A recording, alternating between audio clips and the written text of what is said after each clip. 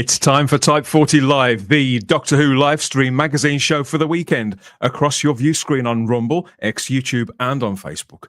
Touring the prestigious, mostly, timeline of Doctor Who to stop off at the right here and the right now. It all happens in front of a live chat full of fellow friends, fans, and companions, just like you too. And yes, when the world's longest running, best loved, geeky, culty fantasy show really needs to think its biggest and most cinematic, there's only one who's delivered like no other, either side of the big divide.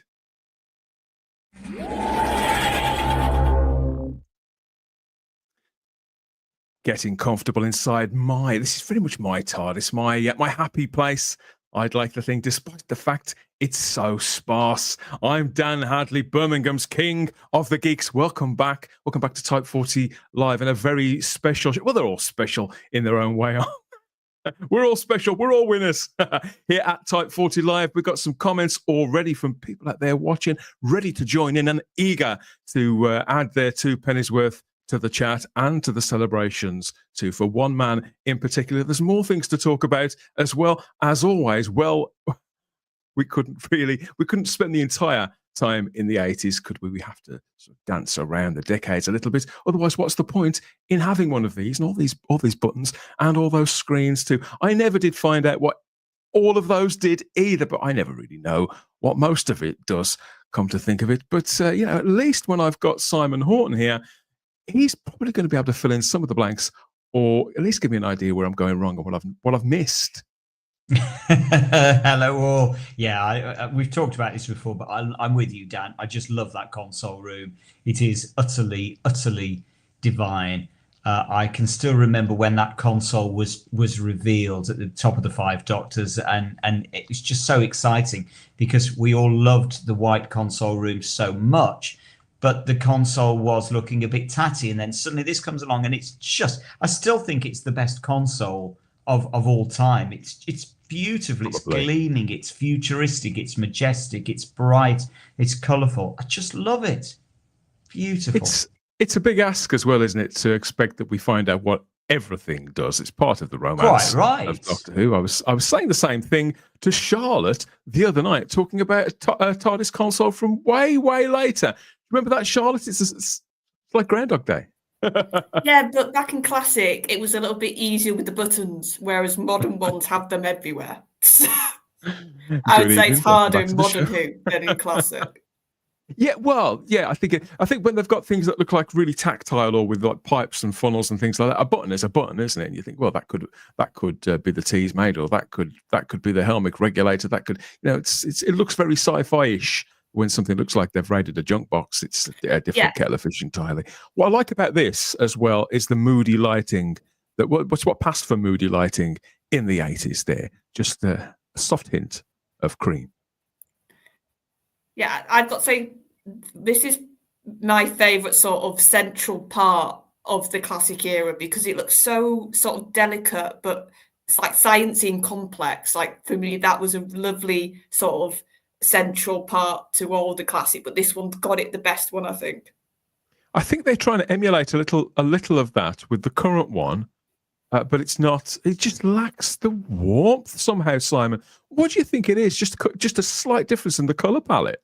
It's many things, Dan. I think it's the color palette, but it's also I've sort of said this before. I just think that console room is too big. Size isn't everything. Just because you can have it big doesn't mean it's good to be big. I just think, just think the console room that size, it's just so boring and uninspiring.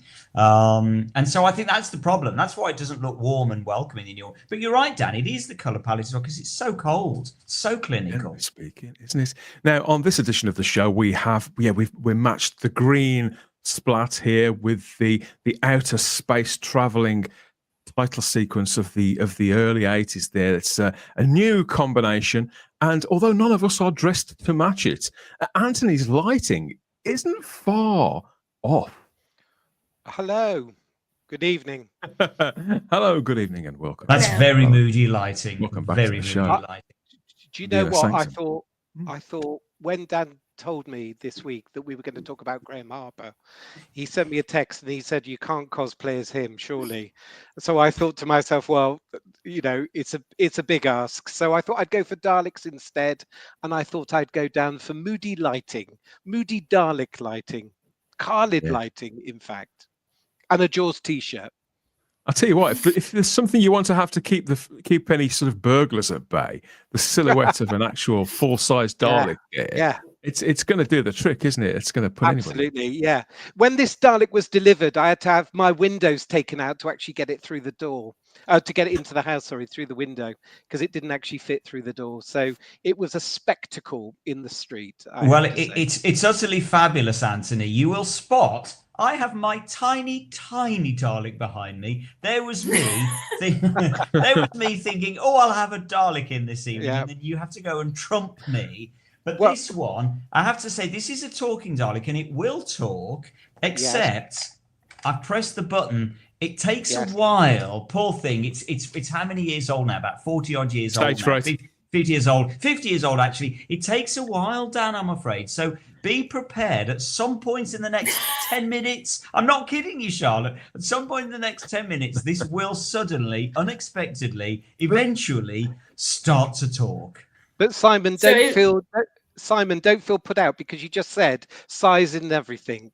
You're quite right, Anthony. So even it's a good job, really, isn't it? You say that, but we do have a panel packed with people this time for this real sort of party edition of the show, and I think they'll all be have plenty to say. So even if the Dalek doesn't sort of spring to life and get verbose, I know that Matt Pott, our real life time traveler, he probably will. Huh? Good morning, mate. Morning. Sharp as a tack. Look at him. Yeah. Good to see you, mate. How have you been? Yeah. I'm raring to go. Yeah. Raring to go. Excellent. Who are we fighting this morning? You are. Well, you're going to be fighting Gary Akers, the retro doc. Oh, yeah, let's go. Here as well in the other corner. Gary, welcome back. Hello, sir. Hey, Gary. I left my Dalek in the other room. I didn't know we were doing comparisons of Daleks. Is yours going to start talking at some point halfway through the show as well? Yeah. But no, I totally Excellent agree stuff. with you about the TARDIS consoles. That one is so cozy and familiar, whereas the newer one is more kind of sterile and unwelcoming. So I absolutely prefer this one. The softness of the lighting, and I think the red as well. There's the hints of red atop the console. They help too, and dashes of orange here and there, and even a flash of green. I love this. This is very much a happy place. Yeah. So let us know what you think there in the live chat about that. Are we stirring some memories, or do you just want us to get on with it? We can't just yet. We have one more person to bring on. I'm delighted to say joining us for this show. I think it's the first live stream in a while, although she has been on several videos and things lately. We've recorded some podcasts too. I'm delighted to welcome back to Type 40 Live, the one and only, the ever popular starry-eyed girl, Sarah Graeme. Hello, everybody. I'm back. And it's wonderful to be here. And it's wonderful to finally be on a stream with Anthony, because we keep missing each other. So, yeah, we're really excited. And, to echo what everybody else has said, love the Fifth Doctor's console. Absolutely hate the other one. And I'm going to leave it there because I want it to be happy. It's a happy stream. Funny though that you say the Fifth Doctor's console room. Whereas to me, it's somehow, I always associate it more with Colin. Oh, really? Oh, no, Really? Peter. Definitely Peter. Because that's where it came Yes. from, Peter. I think, no, I associate Peter. Yeah, but it's still new and shiny and gleaming. By the time we get to Colin, it's already starting to, it's looking a bit Obviously, aged. I've picked it for this show because it chimes with a particular story from a particular time, directed by a particular person. But during the Colin Baker era, well, actually during season 2, come to think of it, Anthony, there seem to be so many scenes of them bickering inside this set that it feels like the Doctor and Perry could sort of pitch up one of their sort of silly little stools or bright pink chairs, slam it down and start having a major ruck. Yeah, I agree with you, Dan. To be fair, I associate this one, and I don't often disagree with Simon, but I feel as though this is more of It's a dangerous game, mate. A Colin Baker console room than a Peter Davison one. I don't know why I think that, because it's probably equal amounts of times you saw both Doctors in each console room. Probably is about equal, because it's only one season of Peter. Yeah, and sort of one. No, truth be told, it's sort of 2 seasons of Colin, but only really kind of 1.5, isn't it? So it's about the same, I would say. But do we see it in Trial of a Time Lord? I was just trying to think. I don't. Yes. Apart from only in Vervoids, only in Terror of the Vervoids. Very briefly. But I also wanted to take this moment to tip a nod to this guy, mainly because I've never ever seen a picture of him before until this week. This is Mike Kelt. Mike designed this console room, and as I understand it, he was the expert. He used to take it apart and put it back together again. And if anything needed replacing or any kind of maintenance performed on this prop, which was, really quite an elaborate prop compared to the ones they'd had before, wasn't it, Gary? Then they had to go back to Mike to keep doing it. So it was like painting the Forth Bridge. He was always repairing it. And I've never seen a picture of him before. Always wondered what he looked like. And there he is, the great Mike Kelt. I think it's great. We can see like the underside, like where all the lights would be and everything. I've never seen something like this. I bet it was a heavy old thing, Gary. That it must have weighed a bit. Yeah, it looks it, doesn't it? Yeah, it really does. Oh, it's such a good prop, and and it's a fantastic photo, Dan. Well done. I don't know if I've ever seen Mike Kelt before. So well done on finding that. That's a find of, and the fact that he's got the console in there as well, mid dismantlement. That's a fantastic photo. I mean, I'll be honest, he looks pretty much how I thought he'd look. Sorry, in the nicest possible way, Mike. But no, it's nice to put some faces to these names who built these props, had these visions in the first place. And I'm not sure what you'd say this one's finest moment was. I'd say it was probably when it was the background to a particular change of face for the Doctor. We'll come to that later on. We should point out as well there, Dan, of course, Mike Kelt also designed and built the incredible Time Lord spaceship from the beginning of the Trial of the Time Lord that we just mentioned. Right. That's also Mike Kelt. So he's quite a talented bloke, I think it's fair to say. What a guy. Yes, let us know what you think of that, and Mike Kelt, Mike, if you're watching, if you're out there, let us know if you're still with us and you're watching. We want you on the show, pal. We want you on the show. Yeah, let's get him on. And if we've stirred any members for you already, you know what to do. Drop us a comment there across YouTube, Rumble, Facebook, or X. We're all ears and very much in our happiest of places. But times do change, of course. Here's the big, we had this on last week, didn't we? The big pink space anus. It's on its way, everybody. We've seen various treatments of the logo. Sarah, we haven't spoken about this for a while. We were also thrilled to see the diamond logo come back. What do you reckon of all the recent indignities that have been fought? Have you seen some of the new treatments? Because they are trying to innovate a little bit with the branding, aren't they? How long have you got? Children, cover your ears. I love the diamond logo. I hate that colouring. I kind of, they're obviously going for that 80s feel with the neon, but it just doesn't work. It just looks like the Barbie logo. I like the black. I like the black of it. Yeah. I do like the black sort of 80s night, or maybe grab a granny night, Matt. Do they have grab a granny nights where you are? No. Reflex bar. That sounds really, really wrong. And Matt's saying that, so it sounds wrong. Yeah. No, I know I've overstepped the mark. I don't like them that old. Let's get things back on track. When I remind you, you're going to like this. I promise. Can you believe that like a photogram? Oh, anyway. it's just so the publicity machine is starting up.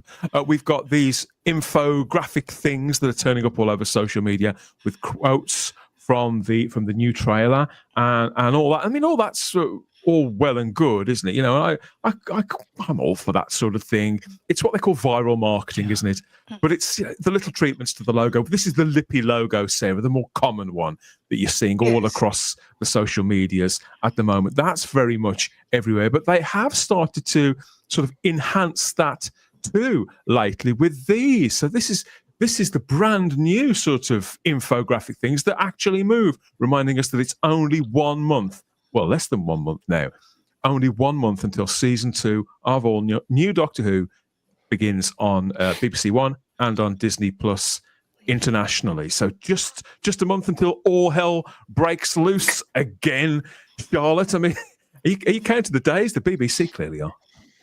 I'm really not, if I'm being honest. I don't understand their obsession. Once again, this like static breaking image. They've done this so many times. They have, haven't recently. they? It's like Remember it's when not people that- were decoding them? Charlotte, Yeah, so that do you was remember the when one. they were decoding them? But at least And it then does- there was like a message. Whereas I don't understand. It's like BBC marketing Yeah, it department. said- There's other ways. Oh, that kind of thing. Yeah. And it does have to be said. She looks just bored in everything I've seen so far. In Yeah, all it's photos. not- She just looks bored. Just generic. Just She generic. looks bored. Yeah. I can't help it. She looks It looks bored. awful. That's the same as the promotional You're still not posters. converted, are you? Yeah, it is, Anthony. Yeah. I was going to say it's more like the promotional posters. Yeah. They're just totally uninspiring. Yeah. You know, the Doctor's turning the other way and sort of looking over his shoulder very casually. And she looks bored. And she looks as bored as hell. Yeah, it doesn't say She's adventure. like a does it? stand-in, waiting for the real one to come in as well. Yeah, yeah. Oh, I'm sure it'll be riveting. Yeah. I mean, no doubt at all. Yeah. I think There she I think this is bored again. She looks not. Yeah, you're right. She does look bored. So this I'm hasn't sure it's won you meant to be over. inspirational. I'm sure she's in awe. It's awestruck, I think. She rather looks than like, bored. no, she's not. She looks like she's going, oh my God, why did I let my agent talk me into this? You could be right. Yes, so these posters and things have started to turn up everywhere. Yeah, we've seen posters in bus shelters and things like that. So it has started. It seems to have started a little earlier this time. They seem to be a touch more on the ball than they were. He looks like he's looking over his shoulder saying, "Have you just dropped one? Is it you or is it me?" You remember back in the day when with the Batman movie, everybody used to steal all the bus station posters and stuff, and I don't know that anybody will be stealing these posters out of the bus halls. This does not look fun. Now, you know what I think of this era, but No, you're right. Sarah. No, I least- don't, Sarah. You Well, haven't well- been on here to know. I can't. It's before the tell watershed, so I something. can't divulge. Yeah, But keep it clean. there's nothing dynamic. Where's the holding hands and running and some explosions or something to get the kids The He excited? trailer- needs his handheld. Well, she's The the wrong trailers, Yeah, she's the the wrong trailers gender so for far, hand-holding. the trailers so far have been pretty pacey, and there has been a lot of sort of wham bam to them. But I do know and I think they actually look quite enticing. But the big weak Yeah, they do. link To be fair, is they do. unfortunately Ncuti Gatwa. He's dropped a bit of a clanger this week as well. Again? So yeah, Has he? there Shoots he it? is. You There he is, astonish sort of me, Dan. hiding Knock me his down with light. a But you might feather. want to prepare yourself for this one, for this real slam dunk. As you may know already, in fact, they've never stopped telling us about it since he took the role 3 years ago nearly. Ncuti Gatwa has quite the following over on Instagram, which is all well and good. But of course, the drawback is that as soon as he changes any sort of slight thing about his account, which has like 2 million people following, then everybody notices. He's mostly an influencer, I think, and here they are, Ncuti and Verada Sethu there. This was a couple of nights ago out at the Royal Ballet together, watching something called Shadow. No, not one of the gladiators, that was Shadow, wasn't it? This is apparently a ballet. So there they are, and he's got his trousers on, so he must have been seriously, even he's feeling the cold. He looks more, actually he looks more like the Doctor there than he has in any episode. That is Anyway. honestly, that How is. tall Oh is my he? God. How About tall is he? 5'9", 5'10", something like that, I Oh, no, he looks like a midget. He does. think. Well, I think you person of restricted growth, please, Matthew. It's a lovely photo of them together, and look, and she's smiling, and that's just really nice. I mean, It is nice. It's all of this stuff would be a lot better, of course, if we knew them. I mean, I know he's been leaving the show for over a year, but we still don't really know him. And the things we don't know about him, get on your tits. So anyway, back to the narrative. So this is the latest on his social media, but of course everybody's actually talking about the minutiae of his Instagram account, because obviously, like all social media platforms, Anthony, it's got its sort of bio where people drop their political allegiances or whatever, their relationship status, whatever they're going to be flogging, and things like that. And of course, when you're an actor in a huge show like that and you're attached to a big studio, they like you to shout about the show that you're in. And indeed, on Ncuti's bio, until very, very, very recently, he was listed as a doctor. But that has vanished in this recent update. He now identifies as a storyteller and doctor, and any mention of Doctor Who is nowhere to be seen. No, he's not. Ooh. I noticed, Dan, it says there on Instagram he has 2.7 million followers. Why didn't those 2.7 million followers watch it on BBC One? Because they could have bumped up the ratings, couldn't they? You have to wonder. You have to wonder, was that partly what they were banking on, Anthony? Because they never stopped talking about it. But this does look like some indicator, because as we've said for the last few weeks, according to our sources, according to our information, Ncuti Gatwa has departed the role. His role as the Doctor, he's allegedly bought himself out of his contract, and it's the end. It's going to be the end of the Ncuti Gatwa era later this year. He's no longer the incumbent Doctor. Is this an indicator that we're on the money there, do you think, Gary? Because a lot of people are talking about this, aren't they? This has been picked up by the broader media. Well, first of all, I think if that's true, somebody needs to get Sarah a tissue before she breaks down in tears that Ncuti's leaving. Wiping your own Instagram of what you've been doing for the last 3 years is pretty drastic. So that would seem to leave a bit of a hole in your CV. It's almost as if he's cited on other things, isn't it? You know, I mean, he's probably focused on packing to move to the US. I bet you can't wait. Well, his glittering Hollywood career. Yeah, I'm looking forward to seeing that. he could be moving into an apartment near you, Gary. How do you feel about that? You know, well, as long as it's not like a Three's Company type of thing. You know, imagine going to the bathroom and finding Ncuti's thongs and various other things hanging. Oh God, no! Oh, if he moves into my complex, I'll just have him join us on the stream. Oh, good. There was no need for that threat. Below the belt. Yeah. What I do find odd though is, like, there's been no official anything about his status. And I've been thinking, even though I still think my prediction could end up being true at this point, that they regenerate him and they don't tell us, and we just get that surprise. Yeah. And Vitme was thinking, if there's one sort of official statement we're going to get, it's going to be Ncuti before we get anything about Russell or Series 3 or anything else. So we've had nothing, and then he's apparently done this, which, so you're right, everybody in the Doctor who watches these things when it comes to actors are going to pick this up, and it's going to get everywhere very quickly, and he would know that. So why do it now before an official statement? That's what I find a bit odd. Is his play still going? I'm finished at the end of January. Oh. I'm intrigued by him listing himself as a storyteller. Does that mean that they're resurrecting Jack Anori, and there's going to be a new series of Jack Anori, and he's it? He's the new star of Jack Anori. Well, it would fit the BBC being as child-friendly as ever, wouldn't it? Yeah, absolutely. Ncuti, you arrest them all. I'd hate to know what sort of stories he'd have to tell. They're like Jinx Monsoon stories. I don't want to know. Look, maybe he's giving up on acting altogether. Maybe there'll be no more acting, and he'll just sit in a corner and tell stories to people that want to listen. Don't know. Thoughts? I don't think many people do they, Millie? No.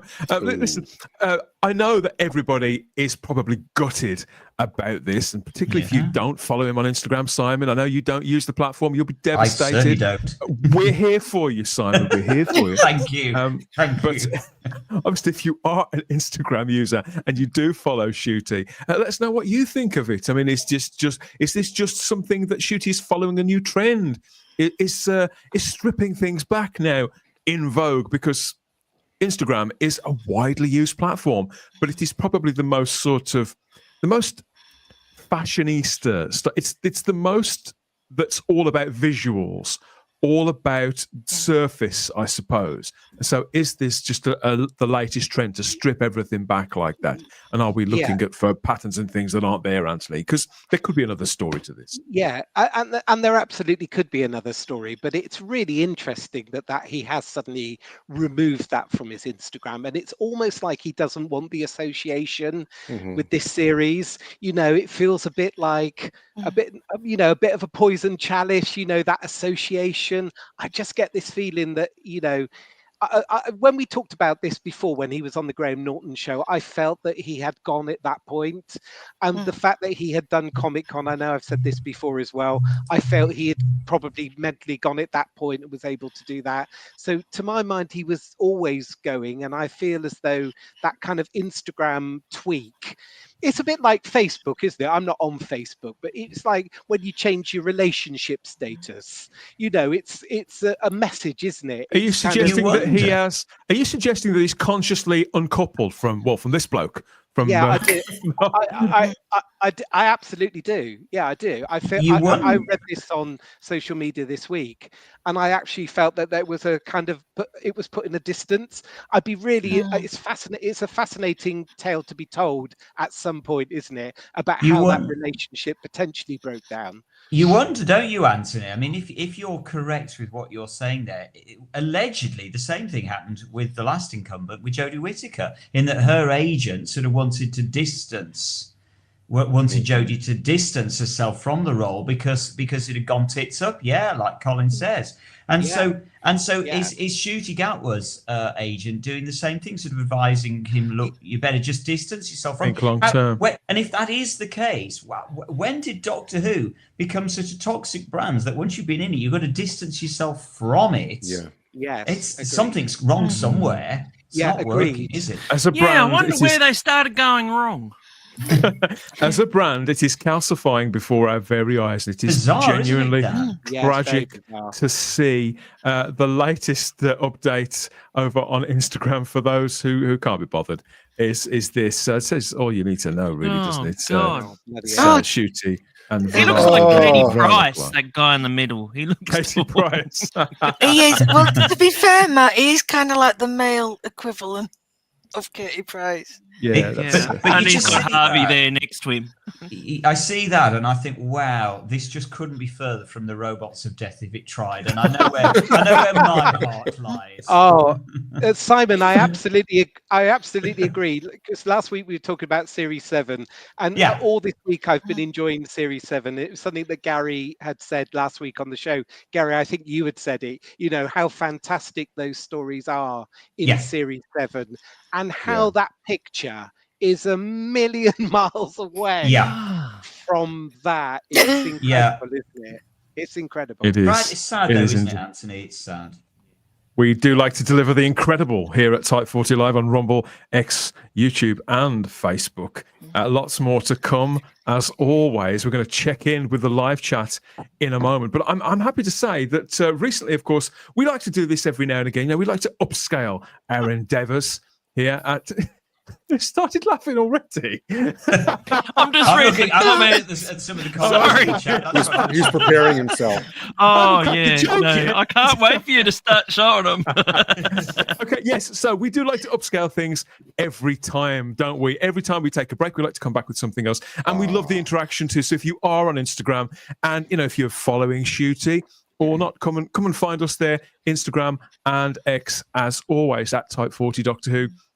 And there's the Facebook group and our new Speak Pipe as well, where you can leave us messages and make comments and send advice or ideas or pick fights or do whatever you like. You can do all that through SpeakPipe. But I'm pleased to say that somebody has actually sent through our first piece of virtual media feedback, I suppose you could say. So check this brand new bit out.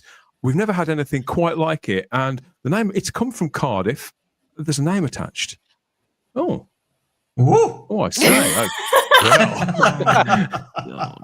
What can I say? Yeah, more of this. Thank you, whoever you are. Yeah, we approve. We approve. So if that's what opening the platforms up in this way is gonna bring, then yeah, bring it on. More of that, please. Instagram and X at Type40 Doctor Who, or you can get in touch with us through. I'm really worried what you've come up with. What Shruti can say. Gee. God, don't.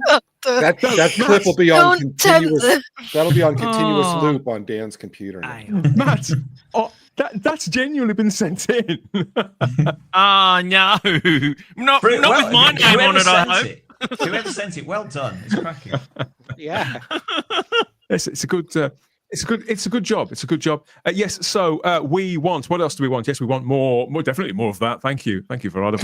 We'll have some more. We'll definitely have some more of that. But any comments of any kind, any interaction that you dare to bring before us, we're all. We're all for it, aren't we, Doctor? Yes. So let's head over to the live chat and see what people have got to say about all of this nonsense so far. There. Where are we? Here we are. The universe is on the point of collapse. The Doctor and I have to save it, but you can help by watching Type40.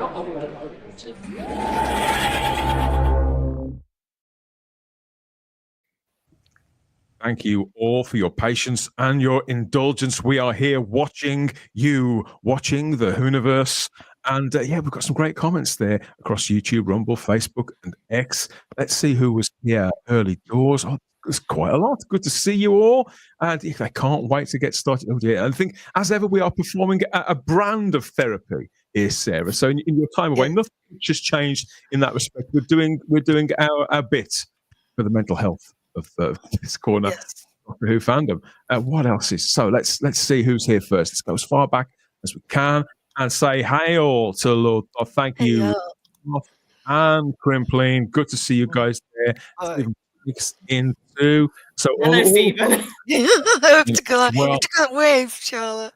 We've got some great news here from Tom from T Dwarf Productions, the fabulous Tom, and he's letting us know that his Etsy is a huge success.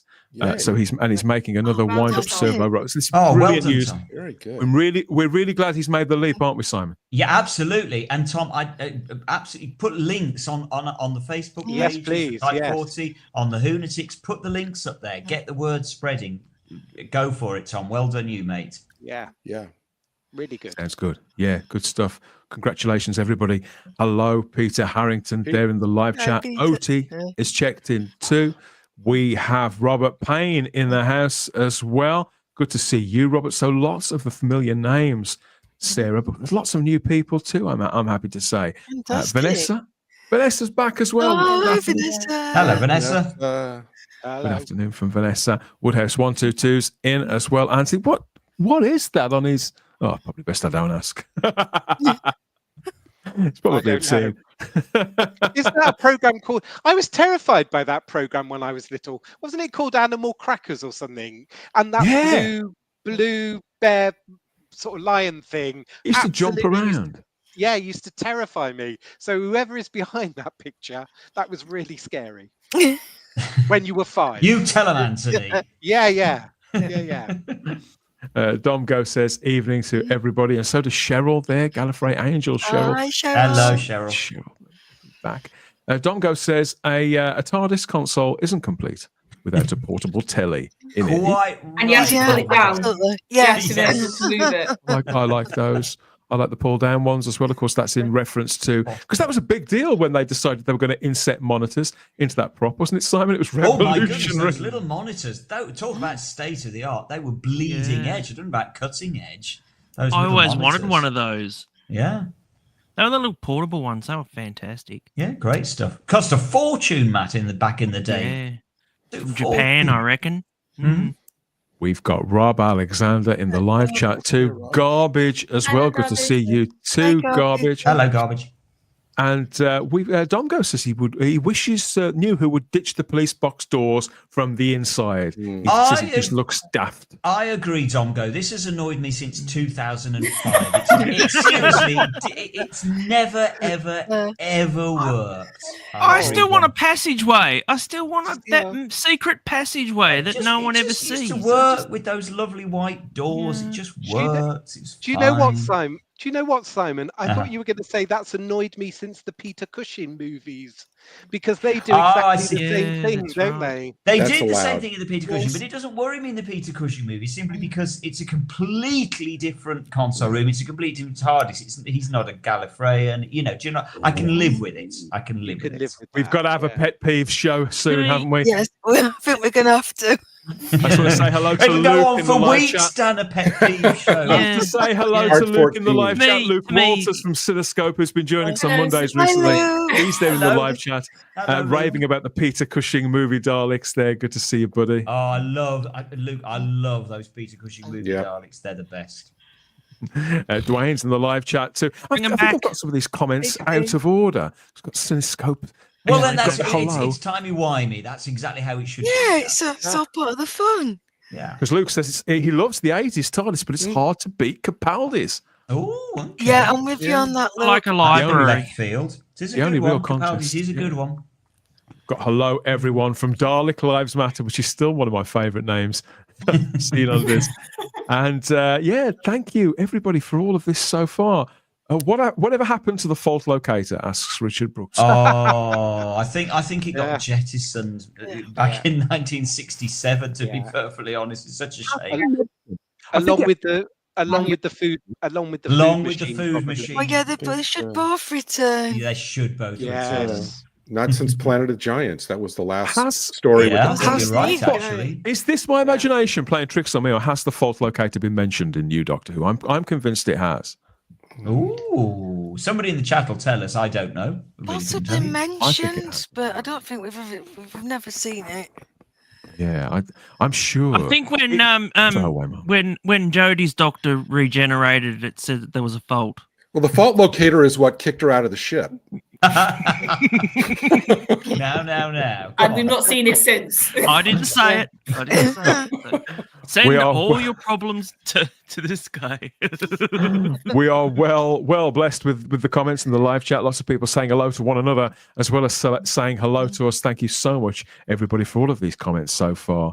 One of the worst so-called actors I've ever seen on TV. I think that Dalek Lives Matter not an actor. could be talking about shooting cats. I've just chuckled.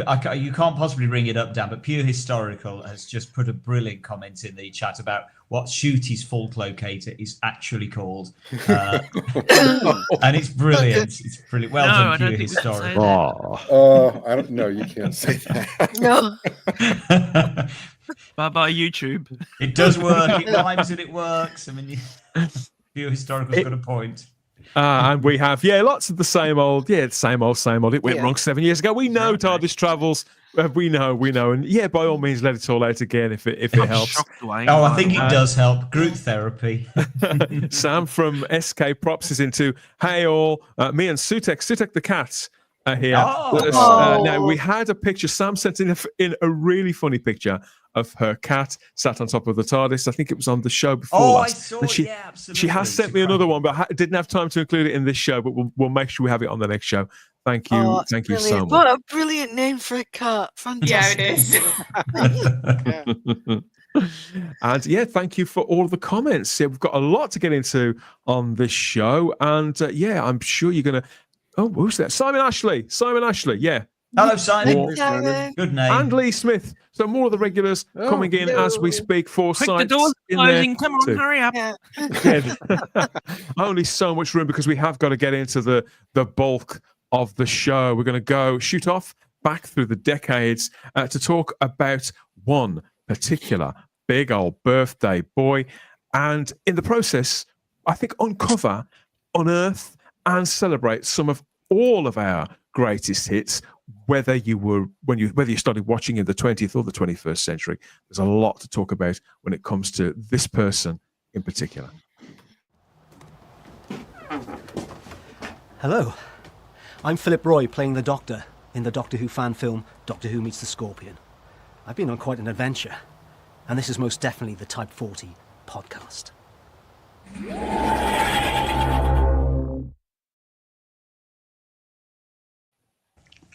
Yes, so making history and making television history are two entirely different ball games, aren't they? But Doctor Who is one show where occasionally some fixed points could almost make us believe that it can do both. Usually when the program makes a big creative swing or happens to perfectly line up with broader mainstream culture, I think, the right material at the right time and in the hands of the right people too. Director Graeme Harper celebrated his 80th birthday just this week on Tuesday, and he's a prime example, a former child actor and driving instructor, believe it or not. Eventually, he found a clearer career road at the BBC, where from the late 60s, he worked his way up through various roles in a number of series, including classic Doctor Who, before graduating as a director for television in 1982. He seized the opportunity to direct on Doctor Who after a brief appearance on screen. Yeah, so he seized the opportunity to direct on Doctor Who, where on just 2 classic adventures, he demonstrated this sort of set of filmic sensibilities and ambitions for what he believed this still quite under-budgeted TV staple could accomplish and could feel like. And that led to a very busy and eclectic further career. After a break of 2 decades, Graeme was one of the very first calls Russell T Davies made when he was given the job of bringing the series back, because they briefly worked together on other shows when Graeme was sort of jobbing as a director and Russell was writing here and there and doing bits and pieces on various shows. But it was Graeme's still really busy workload that prevented him from working on Series 1 of Doctor Who when it came back. But the following year, he did make a triumphant return, and that led to a far longer run of credits as a director throughout the David Tennant era, realising some of the most memorable and widely watched sequences in the whole of Doctor Who's history. Graeme Harper reaches his 80th year this week, and this gives us the opportunity to thank Graeme, to celebrate that work and those moments. Most of all, though, to wish Doctor Who's longest-serving crew member, really, many, many happy returns. When you look back through a list of the episodes that Graeme directed, it's hard to argue with the designation that was given to him by the editor at the time of Doctor Who magazine, Tom Spilsbury, who just called him the Governor, Simon. And he is. I mean, look at him there. He is the governor, isn't he? I think he's definitely the elder statesman of Doctor Who now, and it's quite right that he straddles classic Who and new Who. There were great directors on the classic run. You know, somebody like Douglas Camfield was just one of the best, undoubtedly.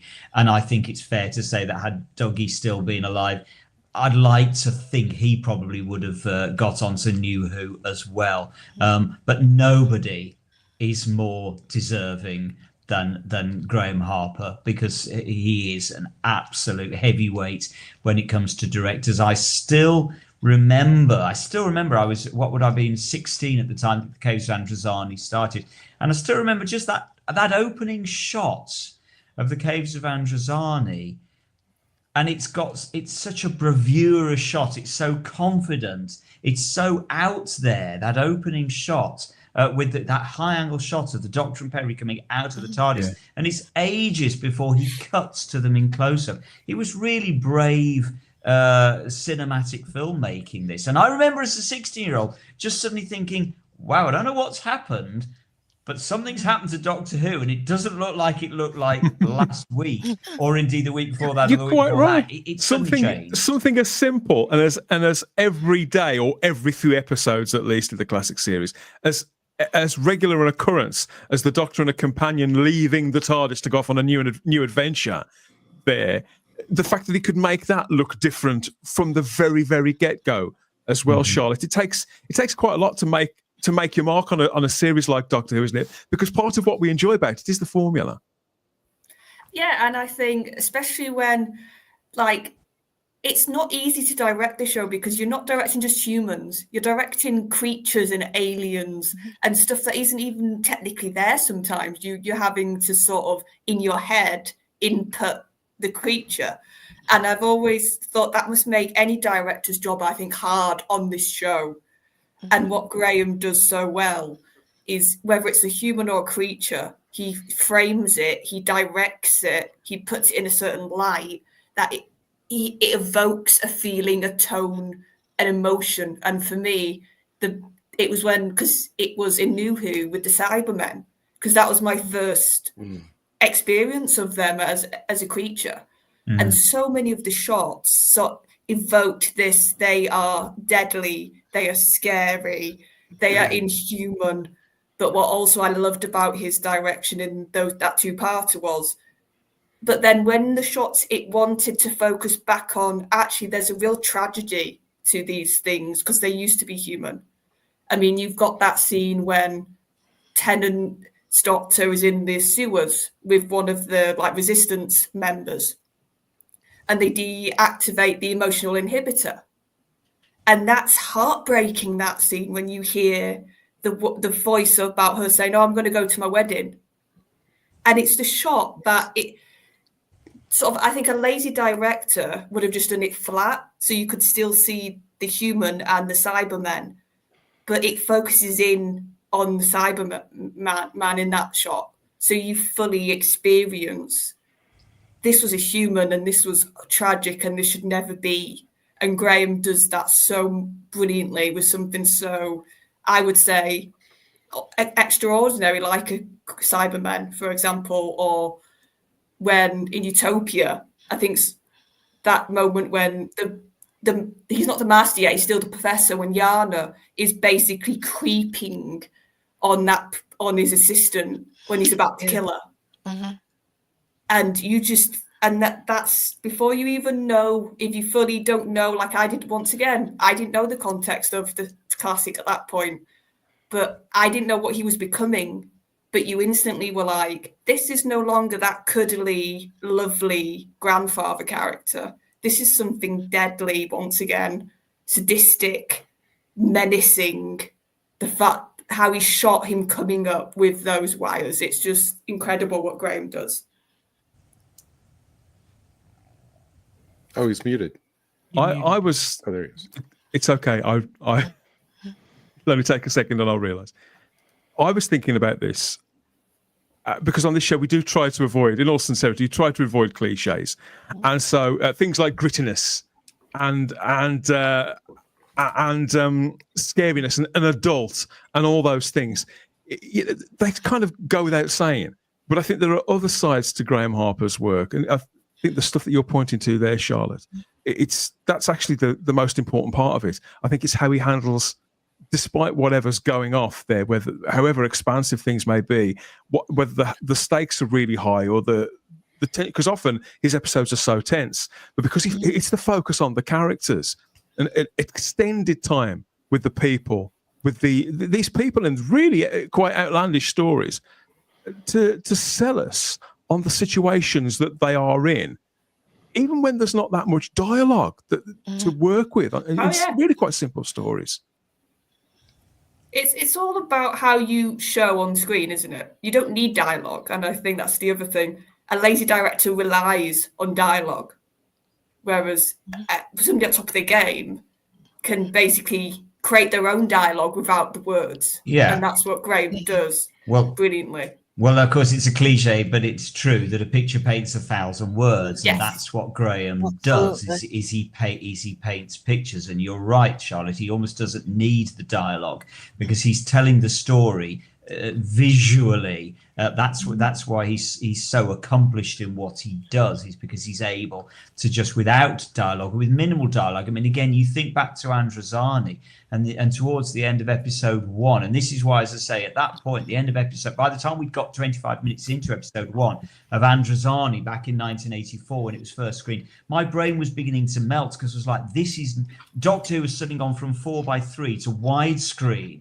in 25 minutes. And there's that remarkable sequence towards the end of episode 1 of Androzani, and it's a montage sequence, and I'd wager that it might even be the first time ever that we get a montage sequence in Doctor Who, and it's purely got music and there's no dialogue, and it's the sequence where basically Jack is putting is almost lovingly stroking his machinery, as it were, as he puts these android duplicates together of the Doctor, and you don't even know at that point what he's doing. It's just strange, but you know he's doing something.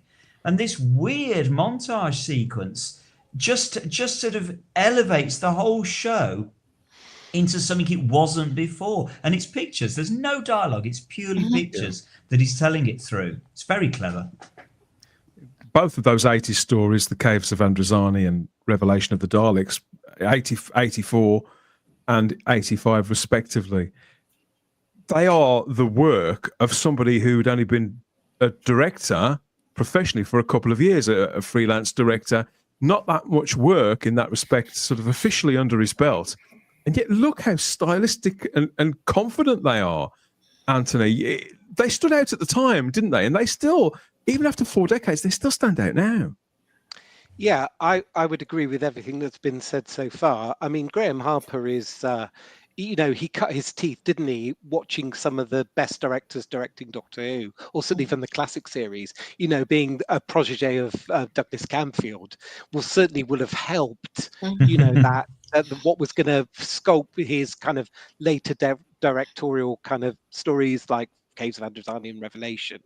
I agree with Simon. It was a sit up and watch, wasn't it? You took notice at the Caves of Androzani, because I think I can only go back as far as the Leisure Hive, probably, where again, as a 10-year-old, I kind of sat up and looked and thought, my goodness, directorially this is very stylish, and then it was, Doctor Who was still great, and then suddenly the Caves of Androzani comes along and you sit up and take notice. I think he learns well from Douglas Camfield. I don't know if anybody can remember tonight the series The Nightmare Man. Yeah, very well. From which was directed by Douglas Camfield, and from a book called The Child of the Voduloi. And the Cyrus Jet character looks very much like that mysterious nightmare man that comes ashore in Scotland, and he's kind of pulling on lots of those influences. I think I was lucky enough a couple of months ago to have dinner with Graeme Harper at a friend's birthday party, and I don't think he expected to sit with a Doctor Who fan. He was coming for lunch, for dinner, and sit next to him, he'll entertain you, so sit next to me, and then you think, well, the only common ground is Doctor Who. But what I wanted to say from that point is that he's incredibly humble. I was saying, I would love, that shot that you did there, and that, that, and he was like, oh yeah, great, thank you for saying that, and he's very humble, but also wanted to listen about why I like the stories that he directed. So Dan, I think he learnt from the best. I think he learnt from Douglas Camfield and Chris Barry on Power of the Daleks. He learnt from the best classic directors, and that certainly influences the work here. I love these two stories. I think they're fantastic.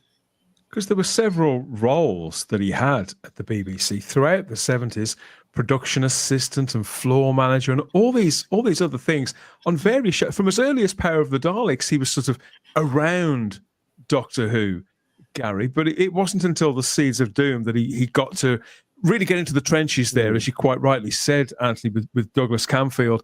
And there are a few pictures of them working together here on the screen. And whilst I wouldn't say that Camfield was a sort of a mentor in some respects, I feel, but when you look at their material, I suppose it does feel like one picks up the baton from the other. But I think that Camfield, again, he was a man from a previous generation, and Graeme Harper's own influences are very evident in his work. Yeah, I mean, if you're going to be inspired by somebody, Douglas Camfield is a pretty darn good inspiration. And, it's quite an accomplishment to, in only 2 stories, launch yourself into legendary status as one of the great Who directors. That's really quite an accomplishment. And, I've been kind of immersing myself in, the Graeme Harper episodes this week. And I think that the commonality I see is that all of his directorial style is so intense and visceral and energetic, with the constant quick cuts and cross cuts, which actually, I love the fact that he's like such a big fan of the handheld camera. We saw that in Caves van der Zanne.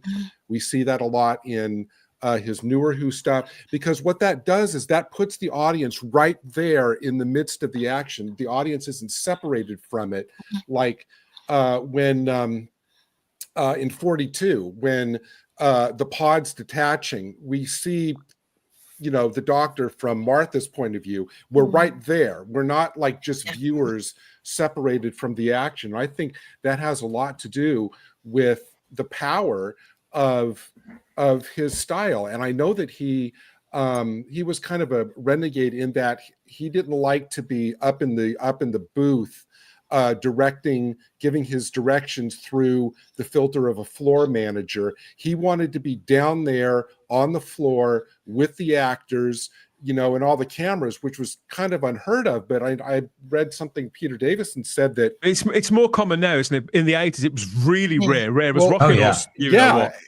Now it's still not something that everybody does. Right. And Peter Davison, I read an interview with Peter Davison, and he said that the energy of him being down on the floor, getting into it and directing everything, then that transferred to the actors and upped their energy level. And especially I have to I think that you look at the last 5 minutes of the 3rd episode of Caves van der Zanne as they're trying to break in, as the Doctor's taken over the ship, and Stotts is trying to cut into the bridge, and there's the constant cuts between the Doctor trying to fight off his own regeneration, the ship crashing, the doors being cut into, and there's this constant cross-cutting. And like when Stotts cuts through, we're there looking through the hole, to the Doctor. We're right there. I think that 5 minutes actually, for me personally, is Peter Davison's best 5 minutes. And Gary, in his I bet that set was no larger. In fact, it looks smaller than a lot of the sets on classic Doctor, but he makes it seem huge. Simply, I suppose, by going into the corners in that way and going through partitions and blowing chunks out of stuff and sticking his lens through. It's brilliant. Absolutely brilliant. And I just really quickly wanted to call out Planet of the Ood, which, Charlotte was talking about her heartbreaking moment. I think the entire episode of Planet of the Ood is one like 50-minute heartbreak, when you realize it. But then when the revolution starts, Harper's cuts are so quick and you don't see the violence. He cuts away, but he tells us the story, but his quick cuts kind of expand the scope. We're over here, and then we're over here, and then we're back there, and then that makes his stories feel a lot bigger than, Dan, as you said, they probably were in terms of filming space. Planet of the Ood is one of several stories, a further 10 or so that Graeme Harper directed for that era. I mean, Peter Harrington in the live chat here says Russell T Davies should have used him more, but realistically, I mean, he does use him a lot. Rise of the Cybermen and the Age of Steel, just as you were saying there, Charlotte. Army of Ghosts and Doomsday, that unforgettable 2-part finale there from 2006 that had the entire nation watching. At 42, the Chris Chibnall, God, it's hard to believe that's the Chris Chibnall penned, really quite tense single episode one from 2007. Yeah, really enjoyable stuff. And he also directed Utopia, just as you said, Charlotte. Yeah, I think RTD realised that for stakes, for your finale, for your big sort of story moments, he needed Graeme. So I can see why, Peter, you said you should have used him more, but a bit of me thinks actually he was very good at Russell at that point on knowing exactly what kind of episodes to give Harper because he knew he would flourish with that material. And I think that's sometimes the better approach. A little bit. He has a lot of fun precise. on the Unicorn and the Wasp for series 4. That's very different from the kind of other stuff that we've seen him do. So that year it was Planet of the Ood, Unicorn and the Wasp, Turn Left, and then the 2-part season finale again. So yeah, more often than not, he was the go-to guy for anything that was going to go big. Yeah. And I also think, Dan, as well, in the classic series, you know, John Nathan Turner was seeing him as the kind of action man, kind of, you know, any soldier-based adventure, you know, with guns, you know, like Caves of Androzani, like Revelation of the Daleks. And I think, correct me if I'm right or wrong, I think he was down to direct Battlefield. He was. That's right. Yeah. For season 26. Again, you know, kind of army-driven soldiers, kind of fighting, kind of. So JNT. I'd have loved to have seen him do Battlefield. That would have elevated it so much. Sarah, can you imagine Battlefield by Graeme Harper? But Charlotte's point about RTD using, you know, using Graeme Harper specifically here, you know, in the old series, I think John Nathan Turner was doing exactly the same thing. You know, was earmarking this director for some kind of battle-driven classic episodes. He did definitely inherit that from Camfield, didn't he?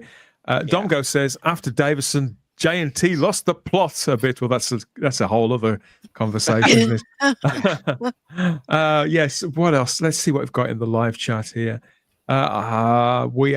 Graeme saved Warriors Gate. Indeed. Says Matthew V. Simon. Yeah. Now we spoke to Paul Joyce about this matter.